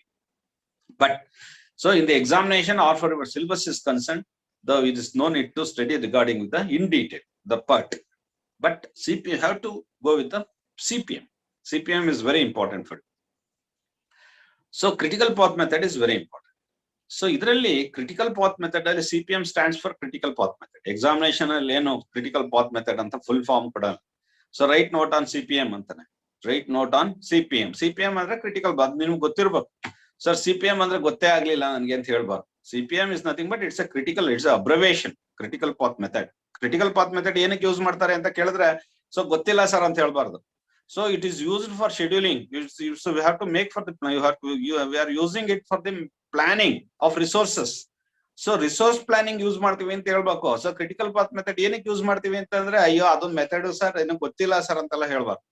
So we are using this method for the purpose of making and resource planning. ನಾವು planning ಬಗ್ಗೆನೇ ಮಾತಾಡ್ತಾ ಇರೋದು. Planning ಮಾಡ್ಬೇಕಂದ್ರೆ planning ಆದ್ಮೇಲೆ scheduling ಮಾಡ್ತೀವಿ, ಅದನ್ನ graphical form ತರ್ತೀವಿ. ಯಾವತ್ತು ಎಷ್ಟೆಷ್ಟು ಬೇಕು, ಸಿಮೆಂಟ್ ಎಷ್ಟು ಬೇಕು, ಮರಳದು ಮೆಟೀರಿಯಲ್ ಶೆಡ್ಯೂಲಿಂಗ್ ಅದನ್ನ ಗ್ರಾಫಿಕಲ್ ಫಾರ್ಮ್ ತರ್ತೀವಿ. ದುಡ್ಡು ಎಷ್ಟು ಬೇಕು ಅದನ್ನ ಗ್ರಾಫಿಕಲ್ ಫಾರ್ಮ್ ತರ್ತೀವಿ. ಲೇಬರ್ ಎಷ್ಟು ಬೇಕು ಅದನ್ನ ಗ್ರಾಫಿಕಲ್ ಫಾರ್ಮ್ ಪ್ರೆಸೆಂಟ್ ಮಾಡ್ತೀವಿ. ಸೊ ನಮ್ಗೆ ಮಿಷನರೀಸ್ ಏನ್ ಬೇಕು ಅದನ್ನ ಗ್ರಾಫಿಕಲ್ ಫಾರ್ಮ್ ತರ್ತೀವಿ. ಇಲ್ಲ ಟೋಟಲ್ ಕನ್ಸ್ಟ್ರಕ್ಷನ್ ಶೆಡ್ಯೂಲಿಂಗ್ ಬೇಕಂದ್ರೆ ಅದನ್ನ ಗ್ರಾಫಿಕಲ್ ಫಾರ್ಮ್ ಮಾಡ್ತೀವಿ.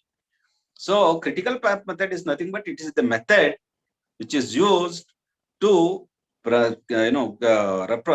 present the for the purpose of planning the resources in the construction project. Planning, resource planning ಬಳಸ್ತೀವಿ. ಸೊ ಹಂಗಾಗಿ ಈ ಕ್ರಿಟಿಕಲ್ ಪಾತ್ ಮೆಥಡ್ ಅಂದ್ರೆ ಏನಪ್ಪಾ ಅಂತ ಅಂದ್ರೆ it's A method used to make an resource planning in the construction project. ಅದರಲ್ಲಿ critical path method ಅಂದ್ರೆ ಏನು ಅಂತ ಕೇಳ. ಕ್ರಿಟಿಕಲ್ ಪಾತ್ ಮೆಥಡ್ ಅಂದ್ರೆ ಅದು ಡೆಫಿನೇಷನ್. ಅದಾದ್ಮೇಲೆ ಇನ್ ಡೀಟೇಲ್ ಆಗಿ ಎಕ್ಸಾಕ್ಟ್ ಆಗಿ ಕ್ರಿಟಿಕಲ್ ಪಾತ್ ಮೆಥಡ್ ಅಂದ್ರೆ ಅಲ್ಲಿ ಹೆಂಗ್ ಮಾಡ್ತೀಯಾ, ಪ್ಲಾನಿಂಗ್ ಹೆಂಗ್ ಮಾಡ್ತೀಯಾ ಅಂತ ಕೇಳಿದಾಗ ನಾನ್ ಒಳಗಡೆ ಹೋಗ್ಬೇಕಾಗುತ್ತೆ. ಕ್ರಿಟಿಕಲ್ ಪಾತ್ ಮೆಥಡ್ ಯೂಸ್ ಮಾಡಿ ಪ್ಲಾನಿಂಗ್ ಹೇಗ್ ಮಾಡ್ತೀವಿ, ಸೊ ರಿಸೋರ್ಸ್ ಪ್ಲಾನಿಂಗ್ ಹೇಗ್ ಮಾಡ್ತೀವಿ.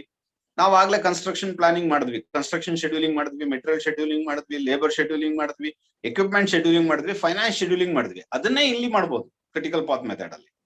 ಸೊ ಕ್ರಿಟಿಕಲ್ ಪಾತ್ ಮೆಥಡ್ ಅಲ್ಲಿ ಮಾಡೋದಾದ್ರೆ we are going to present, ಅಲ್ಲಿ ಬಾರ್ಸ್ ಅಲ್ಲಿ ಪ್ರೆಸೆಂಟ್ ಮಾಡ್ತಾ ಇದ್ವಿ ನಲ್ಲಿ ನಮ್ಮ ಒಂದು ಬಾರ್ ಚಾರ್ಟ್ ಅಲ್ಲಿ. So we are going to presented the data in the form of a bars. But in the critical path method we are not going to present the each activity of the project in the form of a bars. So we are going to present the data or the each activity of the project in the form of the arrows. ಈ ಬಾಣದ ಗುರುತುಗಳು ಏನಿದಾವೆ, ಈ ಬಾಣದ ಗುರುತುಗಳ ಅನುಸಾರ ಅಥವಾ ಒಂದು ಬಾಣದ ಗುರುತಲ್ಲಿ ಒಂದು ಆಕ್ಟಿವಿಟಿನ ರೆಪ್ರೆಸೆಂಟ್ ಮಾಡ್ತೀವಿ, ಬಾರ್ಗಳ ಬರೆಯಲ್ಲ. ಹಂಗಾಗಿ ಇದನ್ನ ನಾವು ಇಂಟರ್ ಕನೆಕ್ಟ್ ಆಗಿರುತ್ತೆ, ಒಂದಕ್ಕೊಂದಕ್ಕೆ ಇಂಟರ್ ಕನೆಕ್ಟ್ ಆಗಿರುತ್ತೆ. ಈ ತರ ಒಂದು ಡಯಾಗ್ರಾಮ್ ಬರುತ್ತೆ. ಈ ಡಯಾಗ್ರಾಮ್ ನ ನಾವು ನೆಟ್ವರ್ಕ್ ಡಯಾಗ್ರಾಮ್ ಅಂತೀವಿ. Network diagram is nothing but it is a interconnected, the activity of the project as interconnected in the form of arrows and nodes. ಈ ಸರ್ಕಲ್ ಅನ್ನ ಒಂದಕ್ಕೊಂದಕ್ಕೆ ಕನೆಕ್ಟರ್ ಅಂತ ಹೇಳ್ತೀವಿ. ಈ ಬಾಣಗಳನ್ನ ಒಂದಕ್ಕೊಂದು ಕನೆಕ್ಟ್ ಮಾಡಿದೀವಿ. ಈ ನೋಟ್ಸ್ ಅನ್ನ ಯೂಸ್ ಮಾಡಿ ಈ ಸರ್ಕಲ್ಗಳನ್ನ ಉಪಯೋಗಿಸಿ ಒಂದೊಂದು ಬಾಣಗಳನ್ನ ಅಂಟಿಸಿದೀವಿ ಅಥವಾ ಜೊತೆ ಮಾಡಿದೀವಿ. ಮತ್ತೆ ಈ ಡಯಾಗ್ರಾಮ್ ಅಲ್ಲಿ ಬಾಣಗಳೆಷ್ಟು ಬಾಣಗಳಿದೆ, ಈ ಬಾಣಗಳು ಅಂತ ಅಂದ್ರೆ arrows will be presented arrows will be presented or represented. So the activity of the project will be represented or presented in the form of arrows in the diagram. So these arrows, each activity arrow will be the each activity in the project will be connected using an nodes or otherwise a symbol, a circle or a, so what is this, a triangle or a rectangle. So ಈ ತರದನ್ನ use ಮಾಡಿ, symbols ನ use ಮಾಡಿ ಒಂದಕ್ಕೊಂದಕ್ಕೆ connect ಮಾಡಿದೀವಿ. This is the start of the project, this is the end of the project. ಇವೆರಡು ಮಧ್ಯದಲ್ಲಿ ಏನಾದ್ರೂ ಕೆಲಸಗಳಲ್ಲಿ ಎಷ್ಟಾದ್ರೂ ಕೆಲಸ ನಡೀಲಿ, ಬಟ್ ಈ ಪ್ರಾಜೆಕ್ಟ್ ಒಂದು ಸ್ಟಾರ್ಟ್ ಅಂತಿರುತ್ತೆ, ಒಂದು ಎಂಡ್ ಅಂತಿರುತ್ತೆ. So therefore this is the start of the project, this is the end of the project. In between we have so many activities to complete the project. So we have to carry out. ಇವ್ complete ಮಾಡ್ಲೇಬೇಕು ಅಂದ್ರೆ ಇಷ್ಟು ಆಕ್ಟಿವಿಟಿನ complete ಮಾಡ್ಲೇಬೇಕು. Therefore, examination ಅಲ್ಲಿ CPM ಅಂತಲೂ ಕೇಳಲ್ಲ, ಅವನೇನ್ ಮಾಡ್ತಾನೆ ಶೆಡ್ಯೂಲಿಂಗ್ ಅಂತಲೂ ಕೇಳಲ್ಲ, ಪ್ಲಾನಿಂಗ್ ಅಂತಲೂ ಕೇಳಲ್ಲ, right note on network diagram ಅಂತಾನೆ. ನೆಟ್ವರ್ಕ್ ಡಯಾಗ್ರಾಮ್ ಅಂದ್ರೂ ಇದೇನೆ. ನೆಟ್ವರ್ಕ್ ಡಯಾಗ್ರಾಮ್ ಸರ್ ನನ್ಗೆ CPM ಚೆನ್ನಾಗಿ ಓದ್ಕೊಂಡು ಹೋಗಿದ್ದೆ, ಅವ್ನು ಕೇಳಲೇ ಇಲ್ಲ, ನೆಟ್ವರ್ಕ್ ಡಯಾಗ್ರಾಮ್ ಅಂತ ಕೇಳಿದ್ದ, ಕನ್ಫ್ಯೂಸ್ ಆಗೋಯ್ತು. No, sorry, network diagram is nothing but it's a CPM method or it is a method of presenting the making the scheduling for the resource planning. Resource planning ಅಲ್ಲಿ ನಾವೇನು material scheduling, labour scheduling ಅಂತ ಹೇಳಿದ್ವಿ ಅಥವಾ construction scheduling ಇವೆಲ್ಲ ಮಾಡ್ಲಿಕ್ಕೆ CPM method ಅಲ್ಲಿ ಈ ಒಂದು ಏನು ನಾವು ಲಿಸ್ಟ್ ಮಾಡಿದ್ವಲ್ಲ, ಈ ಆಕ್ಟಿವಿಟೀಸ್ ಏನು ನಮ್ಮ ಲಾಸ್ಟ್ ಕ್ಲಾಸ್ ಅಲ್ಲಿ ಬಾರ್ ಚಾರ್ಟ್ ಅಲ್ಲಿ ಪ್ರೆಸೆಂಟ್ ಮಾಡಿದ್ವಲ್ಲ, ಸೊ ಇದೇ ಆಕ್ಟಿವಿಟೀಸ್, ಇದ್ರಲ್ಲಿ ಏನ್ ಬೇರೆ ಬರಲ್ಲ. ಇದೇ ಟೇಬಲ್, ಇದೇ ಆಕ್ಟಿವಿಟಿ ಸೈಟ್ ಕ್ಲಿಯರೆನ್ಸ್ ನ ಎ ಅಂತ ಕೊಟ್ಟಿದ್ದೀನಿ, ಅರ್ತ್ ವರ್ಕ್ ಎಕ್ಸ್ಕವೇಷನ್ ನ ಬಿ ಅಂತ ಕೊಟ್ಟಿದ್ದೀನಿ. ಇದೇ ಡ್ಯೂರೇಷನ್, ಇದೇ ಟೇಬಲ್ ನ ನಾವು ಬಾರ್ ಚಾರ್ಟ್ ಅಲ್ಲಿ ಪ್ರೆಸೆಂಟ್ ಮಾಡಿದ್ವಿ. ಇದೇ ಟೇಬಲ್ ನ ಈಗ critical path method network diagram ಅಲ್ಲಿ ಮಾಡ್ತೀವಿ, ಅಷ್ಟೇ, ಬೇರೆ ಏನು ಇಲ್ಲ. ಸೊ ನೆಟ್ವರ್ಕ್ ಡಯಾಗ್ರಾಮ್ ಅಂದ್ರೆ ಸಪರೇಟ್ ಟೇಬಲ್ ಏನ್ ಬರಲ್ಲ, ಅದೇ ಟೇಬಲ್ ಯೂಸ್ ಮಾಡ್ಬೋದು. ಹಂಗಾಗಿ ಸೊ ಕನ್ವೆನ್ಷನ್ ಏನಪ್ಪಾ ಅಂತಂದ್ರೆ ಇದರಲ್ಲಿ ಕೆಲವೆಲ್ಲ ಈ ಡಯಾಗ್ರಾಮ್ ನ ಬರೀಲಿಕ್ಕೆ ನಮಗೆ ಎಕ್ಸ್ಪೀರಿಯನ್ಸ್ ಬೇಕು ಅಥವಾ ಅನುಭವ ಬೇಕು ಅಥವಾ ತಿಳುವಳಿಕೆ ಬೇಕಾಗುತ್ತೆ, ಇದ್ರ ಬಗ್ಗೆ ಪರಿಚಯ ಬೇಕಾಗುತ್ತೆ. ಈ ಪರಿಚಯ ಮಾಡ್ಕೊಳ್ಳೋ ಅಂತ ಕೆಲಸ ಮಾಡೋಣ. ಆಮೇಲೆ ಡಯಾಗ್ರಾಮ್ ಬರೆಯೋಣ. ಸೊ ಹೇಗೆ ಈ ಒಂದು ಆಕ್ಟಿವಿಟೀಸ್ ನೆಲ್ಲ ಇಂಟರ್ ಕನೆಕ್ಟ್ ಮಾಡೋದು, ಪ್ರಾಜೆಕ್ಟ್ ಡ್ಯೂರೇಷನ್, ಅಲ್ಲೂ ಕೂಡ ಡ್ಯೂರೇಷನ್ ಕ್ಯಾಲ್ಕುಲೇಟ್ ಮಾಡ್ತಾ ಇದ್ವಿ, ಎಷ್ಟು ದಿನದಲ್ಲಿ ಕಂಪ್ಲೀಟ್ ಮಾಡ್ಬೋದು ಅಂತ. ಅಲ್ಲಿ ಇಲ್ಲೂ ಕೂಡ ಕ್ಯಾಲ್ಕುಲೇಟ್ ಮಾಡ್ಬೋದು, ಎಷ್ಟು ದಿನದಲ್ಲಿ ಕಂಪ್ಲೀಟ್ ಮಾಡ್ಬೋದು. ಸೊ ಯಾವಾಗ ಯಾವ ಮೆಟೀರಿಯಲ್ ಬೇಕು ಅಂತ ಕ್ಯಾಲ್ಕುಲೇಟ್ ಮಾಡಿ ಇಲ್ಲೂ ಕೂಡ ಲೆಕ್ಕ ಮಾಡ್ಬೋದು. ಸೊ ಅದೇ ರೀತಿ ಸೊ ನಾವು ಈ ಒಂದು ಡಯಾಗ್ರಾಮ್ ಅಲ್ಲಿ ಈ ಡಯಾಗ್ರಾಮ್ ಬರೀಲಿಕ್ಕೆ ಅಥವಾ ನೆಟ್ವರ್ಕ್ ಡಯಾಗ್ರಾಮ್ ನೆಟ್ವರ್ಕ್ ಡಯಾಗ್ರಾಮ್ ಅಂದ್ರೆ ಏನು ಅಂತ ಅಂದ್ರೆ, there are interconnected activities, the arrows and the nodes. These arrows and nodes in this diagram are represented the activity and the event of the projects. So this diagram is called network diagram. Network diagram antandre series or parallel or whatever it may be, that some of the activities are arranged in the form of a network in this diagram. So this diagram is called the network diagram. Okay, the activities andre which belongs to a project. So ಇದ್ರಲ್ಲಿ ಏನಪ್ಪಾ ಅಂತ ನಾನು ಆಗ್ಲೇ ಹೇಳ್ದಂಗೆ ಈ ಬಾಣದ ಗುರುತುಗಳಿದೆ. ಆ ಬಾಣದ ಗುರುತು ಏನಪ್ಪಾ ಅಂತ ಅಂದ್ರೆ ಆಕ್ಟಿವಿಟಿ. ಆಕ್ಟಿವಿಟಿ ಯಾವುದು ಅಂತ ಅಂದ್ರೆ, ಸರ್ ಆಕ್ಟಿವಿಟಿ ಅಂದ್ರೆ ಏನ್ ಸರ್ ಅಂತ ಕೇಳಬಾರ್ದು. ಆಕ್ಟಿವಿಟಿ ಅಂತ ಅಂದ್ರೆ ಇದೇ ಆಕ್ಟಿವಿಟಿ. ನಾವು ಮೊನ್ನೆ ಕ್ಲಾಸ್ ಅಲ್ಲಿ ನಾವು ಮಾತಾಡೋದಲ್ಲ, ಇವೇ ಆಕ್ಟಿವಿಟಿ. ಇದ್ರಲ್ಲೇ ಆಕ್ಟಿವಿಟಿ ಯಾವುದು, ಸೈಟ್ ಕ್ಲಿಯರೆನ್ಸ್ ಅನ್ನೋದು ಒಂದು ಆಕ್ಟಿವಿಟಿ, ಅರ್ತ್ ವರ್ಕ್ ಅನ್ನೋದು ಒಂದು ಆಕ್ಟಿವಿಟಿ, CC148 ಅನ್ನೋದು ಆಕ್ಟಿವಿಟಿ, ಸೈಸ್ಟೋನ್ ಮೆಸನ್ರಿ ಹಾಕ್ತಿವಿ, ಕಟ್ಟಡ ಮಾಡ್ತಾ ಇದೀವಿ ಅನ್ನೋದು ಒಂದು ಆಕ್ಟಿವಿಟಿ. ಈ ಆಕ್ಟಿವಿಟೀಸ್ ನ ಆಕ್ಟಿವಿಟೀಸ್ ಅಂತ ಕರೀತಾ ಇರೋದು, ಬೇರೆ ಏನು ಅಲ್ಲ. ಅದೇ ಆಕ್ಟಿವಿಟಿನ ನಾನು ಆಕ್ಟಿವಿಟಿ ಅಂತ ಕರಿತಾ ಇದ್ದೀನಿ. ಇದನ್ನ ನಾನು ಆಕ್ಟಿವಿಟಿ ಅಂತ ಕರಿತೀನಿ. ಅದನ್ನ ನಾನು ಬಾಣದ ಗುರುತಲ್ಲಿ ಪ್ರೆಸೆಂಟ್ ಮಾಡ್ತೀವಿ, ಅಲ್ಲಿ ಬಾರ್ಸ್ ಅಲ್ಲಿ ಪ್ರೆಸೆಂಟ್ ಮಾಡ್ತಿದ್ವಿ, ಇಲ್ಲಿ ಬಾಣದ ಗುರುತಲ್ಲಿ ಪ್ರೆಸೆಂಟ್ ಮಾಡ್ತೀನಿ. ಇದನ್ನ ನಾನು ಆಕ್ಟಿವಿಟಿ ಅಂತ. ಬಾಣದ ಗುರುತು ನೋಡ್ತಾ ಇದ್ದಂಗೆ ಇಲ್ಲಿ ಇದೊಂದು ಬಾಣದ ಗುರುತು, ಇದೊಂದು ಬಾಣದ ಗುರುತು, ಇದೊಂದು ಇವೆಲ್ಲ ಬಾಣದ ಗುರುತುಗಳು. ಇವೆಲ್ಲ ಏನ್ ರೆಪ್ರೆಸೆಂಟ್ ಮಾಡುತ್ತೆ? ಆಕ್ಟಿವಿಟಿ ರೆಪ್ರೆಸೆಂಟ್ ಮಾಡುತ್ತೆ. ಯಾವ್ದೋ ಕೆಲಸ, ಇದು ಅರ್ತ್ ವರ್ಕ್ ಎಕ್ಸ್ಕವೇಷನ್ ಇರ್ಬೋದು, ಇದು ಪ್ಲಾಸ್ಟರಿಂಗ್ ಇರ್ಬೋದು, ಇದು ಸೈಸ್ಟೋನ್ ಮೆಸನ್ರಿ ಇರ್ಬೋದು, ಇದು ರೂಫ್ ಕಾಂಕ್ರೀಟ್ ಇರ್ಬೋದು, ಸಿಮಿಲರ್ಲಿ ಇದು ವುಡ್ ವರ್ಕ್ ಇರ್ಬೋದು. ಇದೆಲ್ಲವೂ ಕೂಡ ಒಂದೊಂದು ಕೆಲಸನ ಹೇಳುತ್ತೆ. ಇದು ಆರೋ ಗುರುತು ರೆಪ್ರೆಸೆಂಟ್ಸ್ ಅನ್ ಆಕ್ಟಿವಿಟಿ. ಆಕ್ಟಿವಿಟಿ ಬಗ್ಗೆ ಮಾತಾಡುತ್ತೆ. ಇನ್ನೊಂದು ಬಾಣ ನೋಡ್ತಿದ್ದಂಗೆ ಅದೊಂದು ಆಕ್ಟಿವಿಟಿ ಅಂತ ಗೊತ್ತಾಗಬೇಕು. ನೆಕ್ಸ್ಟ್ ಈ symbols in the network diagram. ಈ ಡಯಾಗ್ರಾಮ್ ಅಲ್ಲಿ ಈ ಸಿಂಬಲ್ಸ್ ನ ನೋಡ್ತೀವಿ. Either it is in the form of a triangle, circle or a rectangle. Circle, rectangle, triangle ಅಂತ ಅಂದ್ರೆ, ಸೊ ಈ ಡಯಾಗ್ರಾಮ್ ನಮ್ಗೆ ಇವೆಂಟ್ ಅಂತ ಹೇಳುತ್ತೆ ಅಥವಾ ನೋಡ್ ಅಂತ ಹೇಳುತ್ತೆ. ನೋಡ್ಸ್ ಅಂತ ಕರಿತೀವಿ ಇದನ್ನ. ಸೊ ಈ ಡಯಾಗ್ರಾಮ್ ನೋಡ್ತಿದ್ದಂಗೆ ಸರ್ಕಲ್ ಅಂತ ಹೇಳ್ಬಾರ್ದು, ನೋಡ್ಸ್ ಅಂತ ಹೇಳ್ಬೇಕು, ನೋಡ್ ಅಂತ ಹೇಳ್ಬೇಕು, ಅರೆ ಇವೆಂಟ್ ಅಂತ ಹೇಳ್ಬೇಕು. ಸೊ ಟ್ರಯಾಂಗಲ್ ನೋಡ್ತಾ ಇದ್ದಂಗೆ ಈ ಡಯಾಗ್ರಾಮ್ ಅಲ್ಲಿ ಈ ಸರ್ಕಲ್ ಜಾಗದಲ್ಲಿ ಟ್ರಯಾಂಗಲ್ ಇರ್ಬೋದು, ಈ ಸರ್ಕಲ್ ಜಾಗದಲ್ಲಿ ರೆಕ್ಟಾಂಗಲ್ ಇರ್ಬೋದು. So we are using this symbols as a nodes or a events.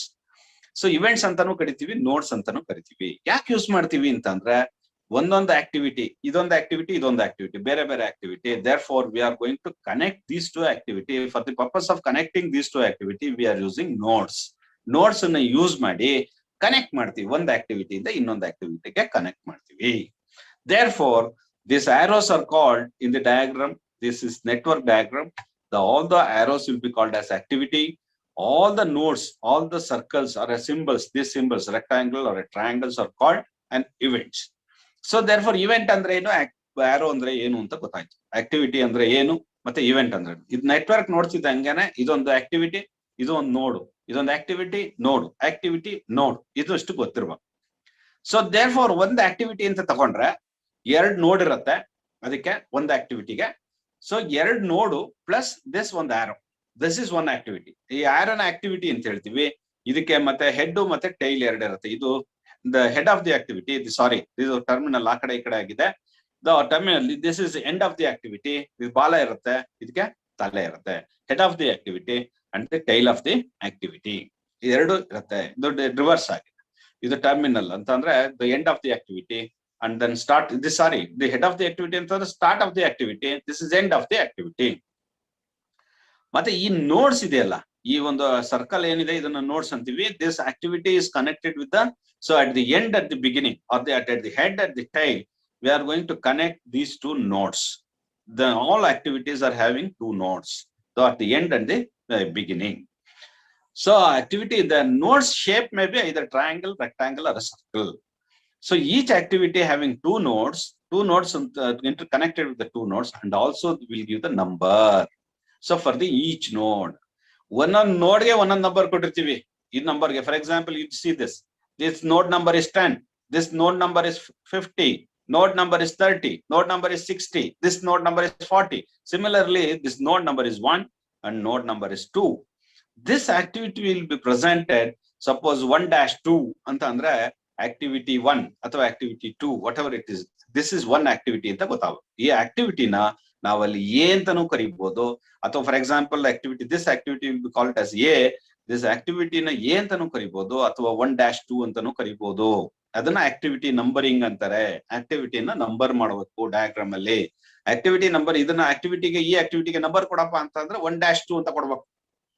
So ಈ ಆಕ್ಟಿವಿಟಿಗೆ ಫಾರ್ ಎಕ್ಸಾಂಪಲ್ ಇಲ್ಲಿ ಇದೊಂದು 5 days, ಇಲ್ಲಿ ಇ ಅಂತಿದೆ ಆಕ್ಟಿವಿಟಿ. ಈ ಆಕ್ಟಿವಿಟಿಗೆ ನಂಬರ್ ಕೊಡಪ್ಪ ಅಂದ್ರೆ 20-40 ಅಂತ ಬರೀಬೇಕು. 20-40 ಇಸ್ ದ ಆಕ್ಟಿವಿಟಿ ಇ, ಅದು ರೆಪ್ರೆಸೆಂಟೇಶನ್, ಪ್ರೆಸೆಂಟೇಶನ್. ಸೊ ಈ ತರ ಕೊಡ್ಬೇಕು. ಈಗ ನಮ್ಗೆ ಏನ್ ಗೊತ್ತಾಯ್ತು, ನೆಟ್ವರ್ಕ್ ಡಯಾಗ್ರಾಮ್ ಅಂತ ಅಂದ್ರೆ ಇದು ಸೀರೀಸ್ ಅಥವಾ ಪ್ಯಾರಲಲ್ ಅಥವಾ ಇಂಟರ್ ಕನೆಕ್ಟೆಡ್ ಆಕ್ಟಿವಿಟೀಸ್ ಇರುತ್ತೆ.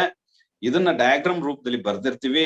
ಈಚ್ ಪ್ರಾಜೆಕ್ಟ್ಸ್ ಆಕ್ಟಿವಿಟೀಸ್ ನ ಡಯಾಗ್ರಾಮ್ ರೂಪದಲ್ಲಿ ಬರ್ದಿರ್ತೀವಿ. They are interconnected each other. So it is presented in the form of a network. So idana we will call it as network diagram. The activities of all the activities of the project will be presented in the form of a, so arrows and nodes in the diagram. That diagram is called network diagram. So this network diagram used in critical path method. This is the one method of scheduling the activities of the project. This will be used, this method will be used for the planning, resource planning of the project anta helbeku. So then how we have to draw this network diagram antandre, because we have to introduce all the items in the diagram, and also we should logically we have to understand what exactly then we have to go with to draw the what is the rule to be followed to draw the network diagram. ಅದರಲ್ಲಿ ಬಹಳ ಮುಖ್ಯವಾಗಿ ಬೇಕಿರೋದು activity ಅಂದ್ರೆ ಏನು ಅನ್ನೋದ್ರ ಬಗ್ಗೆ ನಾವು ತಿಳ್ಕೊಂಡ್ವಿ. Notes ಅಂದ್ರೆ ಏನು ಅನ್ನೋದ್ರ ಬಗ್ಗೆ ತಿಳ್ಕೊಂಡ್ವಿ. Each activity will be connected from the beginning at the end. We are going to connect it with the 2 nodes ಅನ್ನೋದ್ರ ಬಗ್ಗೆ ಗೊತ್ತಾಯ್ತು. ಆ ನೋಡ್ಸ್ ಗೆ ನಂಬರ್ ಕೊಟ್ಟಿರ್ತೀವಿ ಅನ್ನೋದ್ರ ಬಗ್ಗೆನೂ ಗೊತ್ತಾಯ್ತು. ಆ ಆಕ್ಟಿವಿಟಿನ ಪ್ರೆಸೆಂಟ್ ಮಾಡುವಾಗ ನೋಡ್ ನಂಬರ್ ಇಂದ ಹೇಳ್ತೀವಿ ಅನ್ನೋದು ಗೊತ್ತಾಯ್ತು. ಈ ಆಕ್ಟಿವಿಟಿನ ಹೇಳ್ಬೇಕಂತ ಅಂದ್ರೆ ನೋಡ್ ನಂಬರ್ ಇಂದ ಈ ಆಕ್ಟಿವಿಟಿ ನಂಬರ್ ಎಷ್ಟಪ್ಪ, ಆಕ್ಟಿವಿಟಿನ ಹೇಗೆ ಹೇಳ್ತೀವಿ ಅಂದ್ರೆ 1-2 ಅನ್ನೋದ್ರ ಬಗ್ಗೆ ಹೇಳ್ತೀವಿ ಅಂತ ಗೊತ್ತಾಯ್ತು.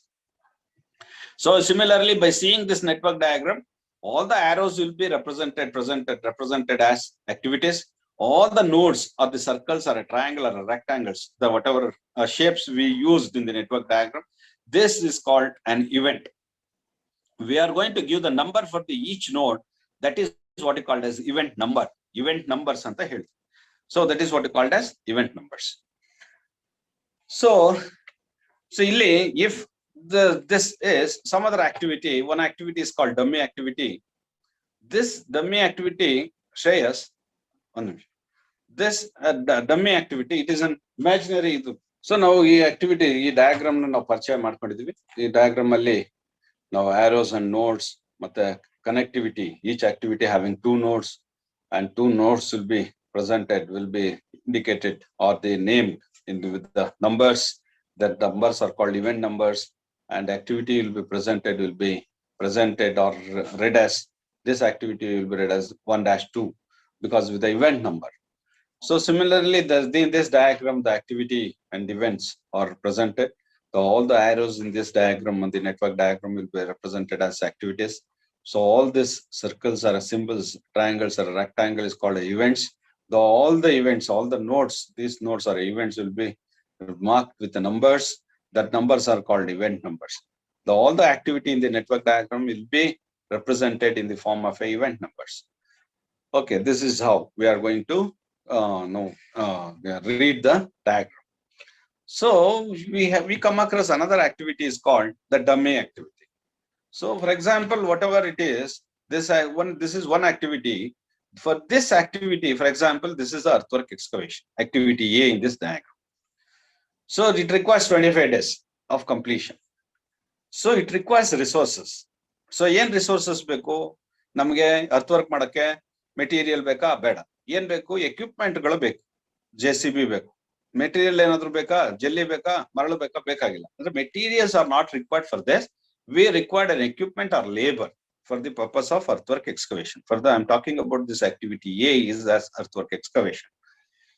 ಹಾಗಾಗಿ we need resources. ದುಡ್ಡು ಬೇಕಾ? ಬೇಕು. ದುಡ್ಡು ಅಂದ್ರೆ ಫೈನಾನ್ಷಿಯಲ್ ರಿಸೋರ್ಸ್ ಬೇಕು. ಸೊ ಎಕ್ವಿಪ್ಮೆಂಟ್ ರಿಸೋರ್ಸಸ್ ಬೇಕು, ಲೇಬರ್ ರಿಸೋರ್ಸಸ್ ಬೇಕು, ಮೆಟೀರಿಯಲ್ ಬೇಕಾಗಿಲ್ಲ ಇಲ್ಲಿ. Therefore, this will be, this is one activity. This requires resources. Similarly, this is another activity. This also requires some resources. We have listed material, labor, and equipment, and duddu, finance. So all these resources are required for to complete this project. ಇಲ್ಲ ಅಂತಂದ್ರೆ start ಮತ್ತೆ ಇಲ್ಲಿಗೆ ಹೋಗ್ಬೇಕಾದ್ರೆ 10 ಹೋಗ್ಬೇಕಂದ್ರೆ ಈ ನೋಡಿಂದ ಈ ನೋಡ್ move ಆಗ್ಬೇಕಂದ್ರೆ ದುಡ್ಡೇ ಬೇಕು. ಈ ನೋಡಿಂದ ಆ ನೋಡ್ಗೆ ಹೋಗ್ಬೇಕಂತ ಅಂದ್ರೆ ಎಕ್ವಿಪ್ಮೆಂಟ್ ಬೇಕಿದ್ರೆ ಎಕ್ವಿಪ್ಮೆಂಟ್ ಬೇಕು, ಮೆಟೀರಿಯಲ್ ಬೇಕಂದ್ರೆ ಮೆಟೀರಿಯಲ್ ಬೇಕು. ಅದಿಲ್ಲ ಅಂತಂದ್ರೆ ಕಂಪ್ಲೀಟ್ ಆಗಲ್ಲ. ಆ ನೋಡಿಂದ ಆ ನೋಡ್ಗೆ ಮೂವೇ ಆಗಲ್ಲ, ನಾವು ಇಲ್ಲಿಂದ ಇಲ್ಲಿಗೆ ಹೋಗಕ್ಕೆ ಸಾಧ್ಯ ಇಲ್ಲ. ಅದರಿಂದ so to complete this activity in the project we need resources. Resource plan ನಾವು ಪ್ಲಾನ್ ಮಾಡ್ತಿರೋದೇ ಈ ಆಕ್ಟಿವಿಟಿ ಕಂಪ್ಲೀಟ್ ಮಾಡಕ್ಕೆ. ಯಾವಾಗ ಏನೇನು ಏನ್ ಮೆಟೀರಿಯಲ್ ಬೇಕಾ, ಲೇಬರ್ ಬೇಕಾ, ಎಷ್ಟು ಲೇಬರ್ ಬೇಕು, ಎಷ್ಟು ಮೆಟೀರಿಯಲ್ ಬೇಕು, ಎಷ್ಟು ದುಡ್ಡು ಬೇಕು, ಎಷ್ಟು ಟೈಮ್ ಬೇಕು, ಇದನ್ನೇ ಕ್ಯಾಲ್ಕುಲೇಟ್, ಇದೇ ಪ್ಲಾನಿಂಗ್ ಮಾಡ್ತಿರೋದು ನಾವು. ಸೊ ದೇರ್ ಫೋರ್ ಇದನ್ನ ನಾವು ರಿಸೋರ್ಸ್ ಪ್ಲಾನಿಂಗ್ ಅಂದ್ರೆ ರಿಸೋರ್ಸಸ್ ಬೇಕು. So all the activities requires resources. without having resources we cannot complete the activities in the network diagram. So ಒಂದೊಂದು ಆಕ್ಟಿವಿಟಿ ಮಾಡಕ್ಕೂ ನಮ್ಗೆ ರಿಸೋರ್ಸಸ್ ಬೇಕು. ರಿಸೋರ್ಸಸ್ ಇಲ್ಲ ಅಂದ್ರೆ ನಾವು ಕಂಪ್ಲೀಟ್ ಮಾಡ್ಲಿಕ್ಕೆ ಸಾಧ್ಯನೇ ಇಲ್ಲ. ಅದರಿಂದ ನಮಗೆ ಕೆಲವು ಆಕ್ಟಿವಿಟಿನ ಡಮ್ಮಿ ಆಕ್ಟಿವಿಟಿ ಅಂತ ಹೇಳ್ತೀವಿ. Dummy activities are not the activities in the project in the network diagram. They are presented in the dotted form, dotted line. So ಈ ಒಂದು ಡಾಟೆಡ್ ಲೈನ್ ಅಲ್ಲಿ ಈ ಆಕ್ಟಿವಿಟಿನ ಪ್ರೆಸೆಂಟ್ ಮಾಡಿರ್ತೀವಿ. ಈ ಒಂದು ಡಾಟೆಡ್ ಲೈನ್ ಅಲ್ಲಿ ಪ್ರೆಸೆಂಟ್ ಮಾಡಿದಾಗ ಈ ಡಾಟೆಡ್ ಲೈನ್ ಅನ್ನ ಅಥವಾ ಈ ಆಕ್ಟಿವಿಟಿಯನ್ನ ಅಥವಾ ಆರೋ ಅಂತ ನಾವು ಬರ್ದಾಗ ಆಕ್ಟಿವಿಟಿ ಅಂತ ಹೇಳ್ತೀವಿ. ಅದನ್ನ ಡಾಟೆಡ್ ಅಲ್ಲಿದ್ರೆ ಅದನ್ನ ಡಮ್ಮಿ ಆಕ್ಟಿವಿಟಿ ಅಂತ ಓದ್ಕೋಬೇಕು ಓದುವಾಗ. ಸೊ ಡಮ್ಮಿ ಆಕ್ಟಿವಿಟಿ ಅಂತ ಅಂದ್ರೆ ಏನಪ್ಪಾ ಅಂತಂದ್ರೆ, dummy activity is the activity in the network diagram. It won't requires any resources. ಯಾವುದೇ ರಿಸೋರ್ಸಸ್ ಬೇಕಾ, ಲೇಬರ್ ಬೇಕಾ, ಬೇಡ, ಅದಕ್ಕೆ ಬೇಡಪ್ಪ. ಸೊ ಮತ್ತೇನ್ ಬೇಕು, ದುಡ್ಡು ಬೇಕಾ, ಬೇಡ. ಮತ್ತೆ ಮೆಟೀರಿಯಲ್ ಬೇಕಾ, ಬೇಡ. ಸೊ ಟೈಮ್ ಬೇಕಾ, ಬೇಡ. ಸೊ ಏನು ಬೇಡ. It won't requires any resources for that matter. This will be used only for the connectivity. Therefore, dummy activity is the activity in the network diagram. It won't require any resources, time or resources. Therefore, it is simply presented in this diagram to interconnect. Therefore, this activity is called the dummy activity. So, the dummy activity na ee tara network diagram alli ನೀವು ಎಲ್ಲಾದ್ರೂ ಒಂದ್ ಕಡೆ ನೋಡಿದಾಗ so ಇದನ್ನ ನಾವು dummy activity ಅಂತ ಓದಬೇಕಾಗುತ್ತೆ. So this is ನಮ್ಮ ಪರಿಚಯ ಆಗಿದೆ ಈಗ. ಆಕ್ಟಿವಿಟಿ ಅಂದ್ರೆ ಏನು, ಡಮ್ಮಿ ಆಕ್ಟಿವಿಟಿ ಅಂದ್ರೆ ಏನು, ಮತ್ತೆ ನೋಡ್ಸ್ ಅಂದ್ರೆ ಏನು, ನೋಡ್ ನಂಬರ್ ಅಂದ್ರೆ ಏನು, ಆಕ್ಟಿವಿಟೀಸ್ ನ ಹೆಂಗೆ ಅರೇಂಜ್ ಮಾಡಿದೀವಿ, ಇದನ್ನ ನೆಟ್ವರ್ಕ್ ಡಯಾಗ್ರಾಮ್ ಅಂತ ಕರಿತೀವಿ. ಈ ಡಯಾಗ್ರಾಮ್ ನ ನೆಟ್ವರ್ಕ್ ಡಯಾಗ್ರಾಮ್ ಅಂತ ಕರಿತಾ ಇದೀವಿ. ಇದ್ರ ಬಗ್ಗೆ ನಮ್ಗೆ ಗೊತ್ತಾಗಿದೆ. ನೆಕ್ಸ್ಟ್ ಇದನ್ನ ಓದೋದು ಹೇಗೆ, ನೆಟ್ವರ್ಕ್ ಡಯಾಗ್ರಾಮ್ ನ ಓದೋದು ಹೇಗೆ, ಇದನ್ನ ಓದ್ಬೇಕು. ಫಾರ್ ಎಕ್ಸಾಂಪಲ್ ಇದನ್ನ ನೋಡು. ಈ ನೋಡಿಂದ ಆಕ್ಟಿವಿಟಿ ಎ ಮತ್ತೆ ಆಕ್ಟಿವಿಟಿ ಬಿ ಪ್ರಾರಂಭ ಆಗಿದಾವೆ.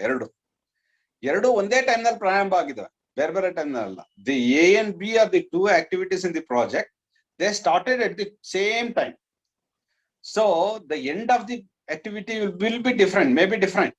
ಸೊ ದಿ ಎ 10 ದಿನ ನಾವು ಕೆಲಸ ಮಾಡ್ತಾ ಇದ್ರೆ 10 ದಿನ ಬೇಕು ಡ್ಯೂರೇಷನ್ ಅಂತ ಅಂದ್ರೆ ಇದು 15 ದಿನ ಬೇಕಾಗ್ಬೋದು, ಅಥವಾ 1 ವೀಕ್ ಇದ್ರೆ ಇದು 2 ವೀಕ್ಸ್ ಬೇಕಾಗ್ಬೋದು.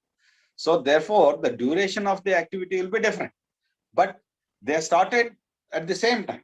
These two activities are called a parallel activities in the diagram.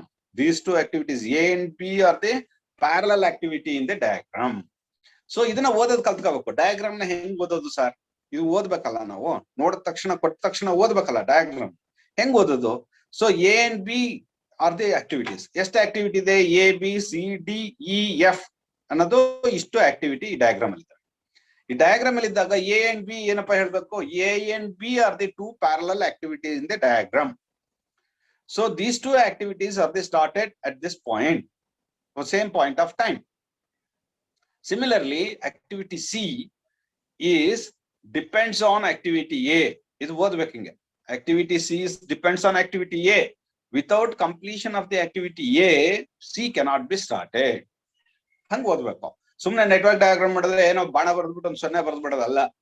So ಇದನ್ನ we have to read properly.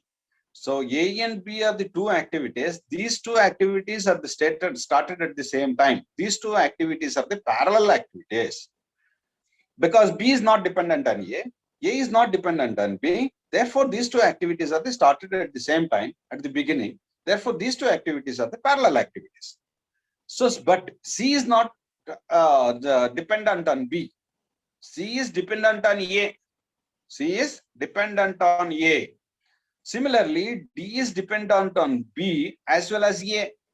Without completion of the A activity A and B, we cannot start D. Therefore, we created the dummy activity here. So ಇದನ್ನ A complete ಆಗದೆ D ಮಾಡಕ್ ಆಗಲ್ಲ ಅಂತ ತೋರಿಸ್ಲಿಕ್ಕೆ dummy activity ಕೊಟ್ಟಿರೋದಿಲ್ಲಿ.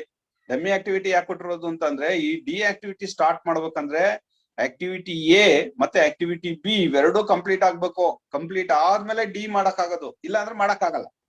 Therefore the activity B, ಈಗ ಉದಾಹರಣೆ ಯಾವ್ದೋ ಒಂದು ಕೆಲಸ ಇರುತ್ತೆ, ಸೈಡ್ ಸ್ಟೋನ್ ಮೇಸನ್ರಿ ಅಂತ, ಇದು ಅರ್ತ್ ವರ್ಕ್, ಇದು ಬೆಡ್ ಕಾಂಕ್ರೀಟ್, ಇದು ಬೆಡ್ ವರ್ಕ್ ಬೆಡ್ ಕಾಂಕ್ರೀಟ್ ಮೇಲೆ ಸೈಡ್ ಸ್ಟೋನ್ ಮೇಸನ್ರಿ ಡಿಪೆಂಡ್ ಆಗಿದೆ. ಸೈಡ್ ಸ್ಟೋನ್ ಮೇಸನ್ರಿ ಮಾಡಕ್ ಆಗಲ್ಲ, ಇಲ್ಲ ಅಂದ್ರೆ ಅರ್ತ್ ವರ್ಕ್ ಆಗಿರ್ಬೇಕು, ಬೆಡ್ ಕಾಂಕ್ರೀಟ್ ಆಗಿರ್ಬೇಕು. Similarly, this is these two activities. Example. Therefore, this activity D will be started only after the completion of activity A and B. Similarly, F will be dependent on D. Without completion of the activity D, F cannot be started. Activity E is dependent on C. So similarly, the activity E and F are the end activities. The activity E and F are the end activities. So ಹೀಗೆ ನಾವು diagram ನ read ಮಾಡಬೇಕು. For example, ಈ diagram ಅಲ್ಲಿ ಬಂದ್ರೆ A is the initial activity, D is the end activity, this is the starter activity, this is the end activity. Here the B activity B is dependent on A, activity C is dependent on A, activity D depends on B and C. Without completion of the activity B and C, we cannot start D. So therefore, node numbers are like this. Activity A will be called as 1-2. Activity B is represented, is called as 2-4. Activity D is called as 4-5. Similarly, activity C is called as 2-3. Dummy activity is presented in this fashion. So this is the 3-4. 3-4 is the dummy activity. So we have to read like this. So ಇದನ್ನ read ಮಾಡಬೇಕು. ಈ ನೋಡ್ ನ ಈ joint ಅಲ್ಲಿ read ಮಾಡಬೇಕು. ಇದನ್ನ read ಮಾಡಬೇಕು. ಏನ್ read ಮಾಡೋದು? So B is dependent on A. A is an initial activity. C is dependent on B. That means to say that without completion of B, C cannot be started. So B cannot be started without completion of A. Similarly, E diagram. Activity B cannot be started without completion of the A. Activity C, B and C both cannot be started without completion of the A. Similarly, C cannot be started without completion of the A and B. So he like this. We have to read like this in notes now. So ಇದರಲ್ಲಿ ನಮಗೆ activity presentation ಬಗ್ಗೆ ಗೊತ್ತಾಯ್ತು. ಇದರಲ್ಲಿ ಇನ್ನೊಂದು ಬಳಸ್ತೀವಿ ಈ ಒಂದು diagram ನ ರೀಡ್ ಮಾಡುವಾಗ ಅಥವಾ ಮಾತಾಡುವಾಗ ಅಥವಾ ನಾವು ಪ್ರೆಸೆಂಟ್ ಮಾಡುವಾಗ ಇನ್ನೊಂದು ಆಕ್ಟಿವಿಟೀಸ್ ನ ನಾವು ಹೇಳ್ತೀವಿ. ಏನಂತ? Predecessor activity, successor activity, dummy activity. Dummy activity ಬಗ್ಗೆ ನಿಮಗೆ ಪರಿಚಯ ಆಯ್ತು. ಸೊ ಇದನ್ನ ನಾ ಈಗಾಗಲೇ ಹಿಂದೆ ಹೇಳ್ದಂಗೆ ಈ ಆಕ್ಟಿವಿಟೀಸ್ ನ ಪ್ರಿಡಿಸಿಸರ್ ಅಂತ ಯಾವಾಗ ಹೇಳ್ತಾರೆ, ಸಕ್ಸೆಸರ್ ಆಕ್ಟಿವಿಟಿ ಅಂತ ಯಾವಾಗ ಹೇಳ್ತಾರೆ. ಸೊ ಈ ಉದಾಹರಣೆ ಹೇಳೋದಾದ್ರೆ ಈ ಡಯಾಗ್ರಾಮ್ ಅಲ್ಲಿ so B follows A will not follows B follows A. Similarly C follows A. Here ಈ ಡಯಾಗ್ರಾಮ್ ಅಲ್ಲಿ C follows A. So D follows both A and B.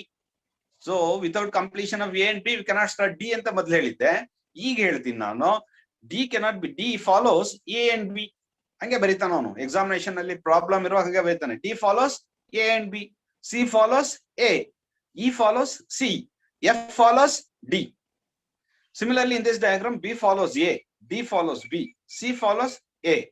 So D follows both B and C. So ಈ ತರ ಓದ್ಬೇಕು. So ಓದುವಾಗ ಹೆಂಗ್ ಬೇಕಾದ್ರೂ ಓದ್ಬೋದು ಅದನ್ನ, ಬಟ್ ಅಂಡರ್ಸ್ಟ್ಯಾಂಡಿಂಗ್ ಇರ್ಬೇಕು. ಸೊ ಏನ್ ಹೇಳ್ತಾ ಇದ್ದಾನೆ ಅಂತ ಅರ್ಥ ಆಗ್ಬೇಕು. Therefore it is called as the follower activities. Follower activity ಅಂದ್ರೆ ಏನು? So B follows, C follows A ಅಂತ ಬರೆದ್ರೆ, so that means to say that activity A complete ಆಗದೆ C ಮಾಡಕ್ ಆಗಲ್ಲ ಅಂತ ಗೊತ್ತಾಗಬೇಕು. C follows A ಅಂದ್ರೆ that is the meaning. Without completion of the A, we cannot start activity C. So ಈ diagram ಅಲ್ಲಿ activity C cannot be started without completion of the A. Therefore it is called as activity C follows A. So ಈ ತರ ನಾವು ಓದ್ತೀವಿ. So ಇದನ್ನ joints ಅಲ್ಲಿ ನಾವು ಹೇಗೆ ಓದ್ಬೇಕು ಅನ್ನೋದ್ರ ಬಗ್ಗೆ ನಾವು ಪರಿಚಯ ಮಾಡ್ಕೊಂಡಿದ್ವಿ. So predecessor and successor activity and dummy activity ಬಗ್ಗೆ ನಾವು ಮಾತಾಡ್ತಾ ಇದ್ವಿ. ಡಮ್ಮಿ ಆಕ್ಟಿವಿಟಿ ಬಗ್ಗೆ ನಿಮ್ಗೆ ಗೊತ್ತಿದೆ. ಇಲ್ಲಿ ಪ್ರಿಡಿಸಿಸರ್ ಆಕ್ಟಿವಿಟಿ ಅಂದ್ರೆ ಏನಪ್ಪಾ ಅಂತ ಅಂದ್ರೆ, so it controls the start or finish of another activity. Predecessor ಅಂತ ಅಂದ್ರೆ ಇದು predecessor activity. This is predecessor activity. ಇದು this start and finish of the other activity ಅಂತಂದ್ರೆ ಇದನ್ನ ಇಟ್ ಕಂಟ್ರೋಲ್ಸ್. ಇದಾಗದೆ ಇದು ಮಾಡಕ್ ಆಗಲ್ಲ. So A is predecessor to B. This predecessor A controls B. B without completion of the A we cannot start B. Therefore, activity A is predecessor activity to B. Similarly, successor activity ಅಂತಂದ್ರೆ then successor activity, successor to this activity C is successor to B.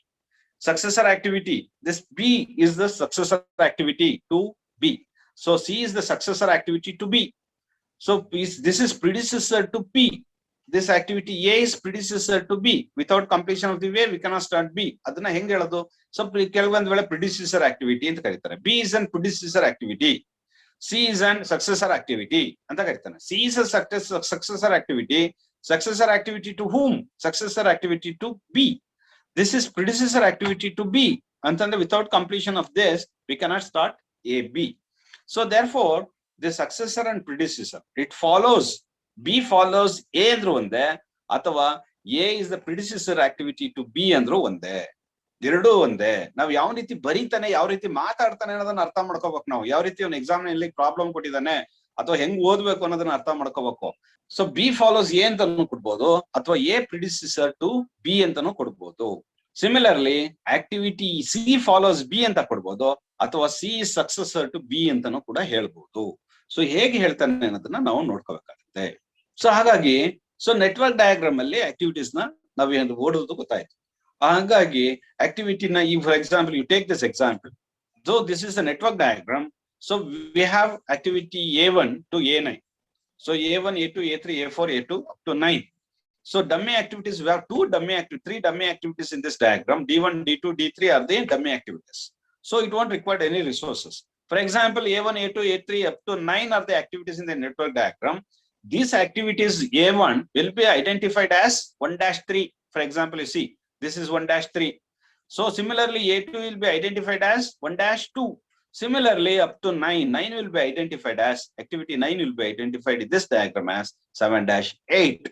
ಇಷ್ಟು ಗೊತ್ತಿರ್ಬೇಕು. ಇದನ್ನ ಬರೆಯೋದು ಗೊತ್ತಿರ್ಬೇಕು. ಈ diagram ನ ಹೇಗ್ ಬರೆಯೋದು, ಸ್ಟಾರ್ಟ್ ಮಾಡೋದು ಹೇಗೆ ಅನ್ನೋದ್ರ ಬಗ್ಗೆ ನಾವು ಗೊತ್ತಿರ್ಬೇಕು.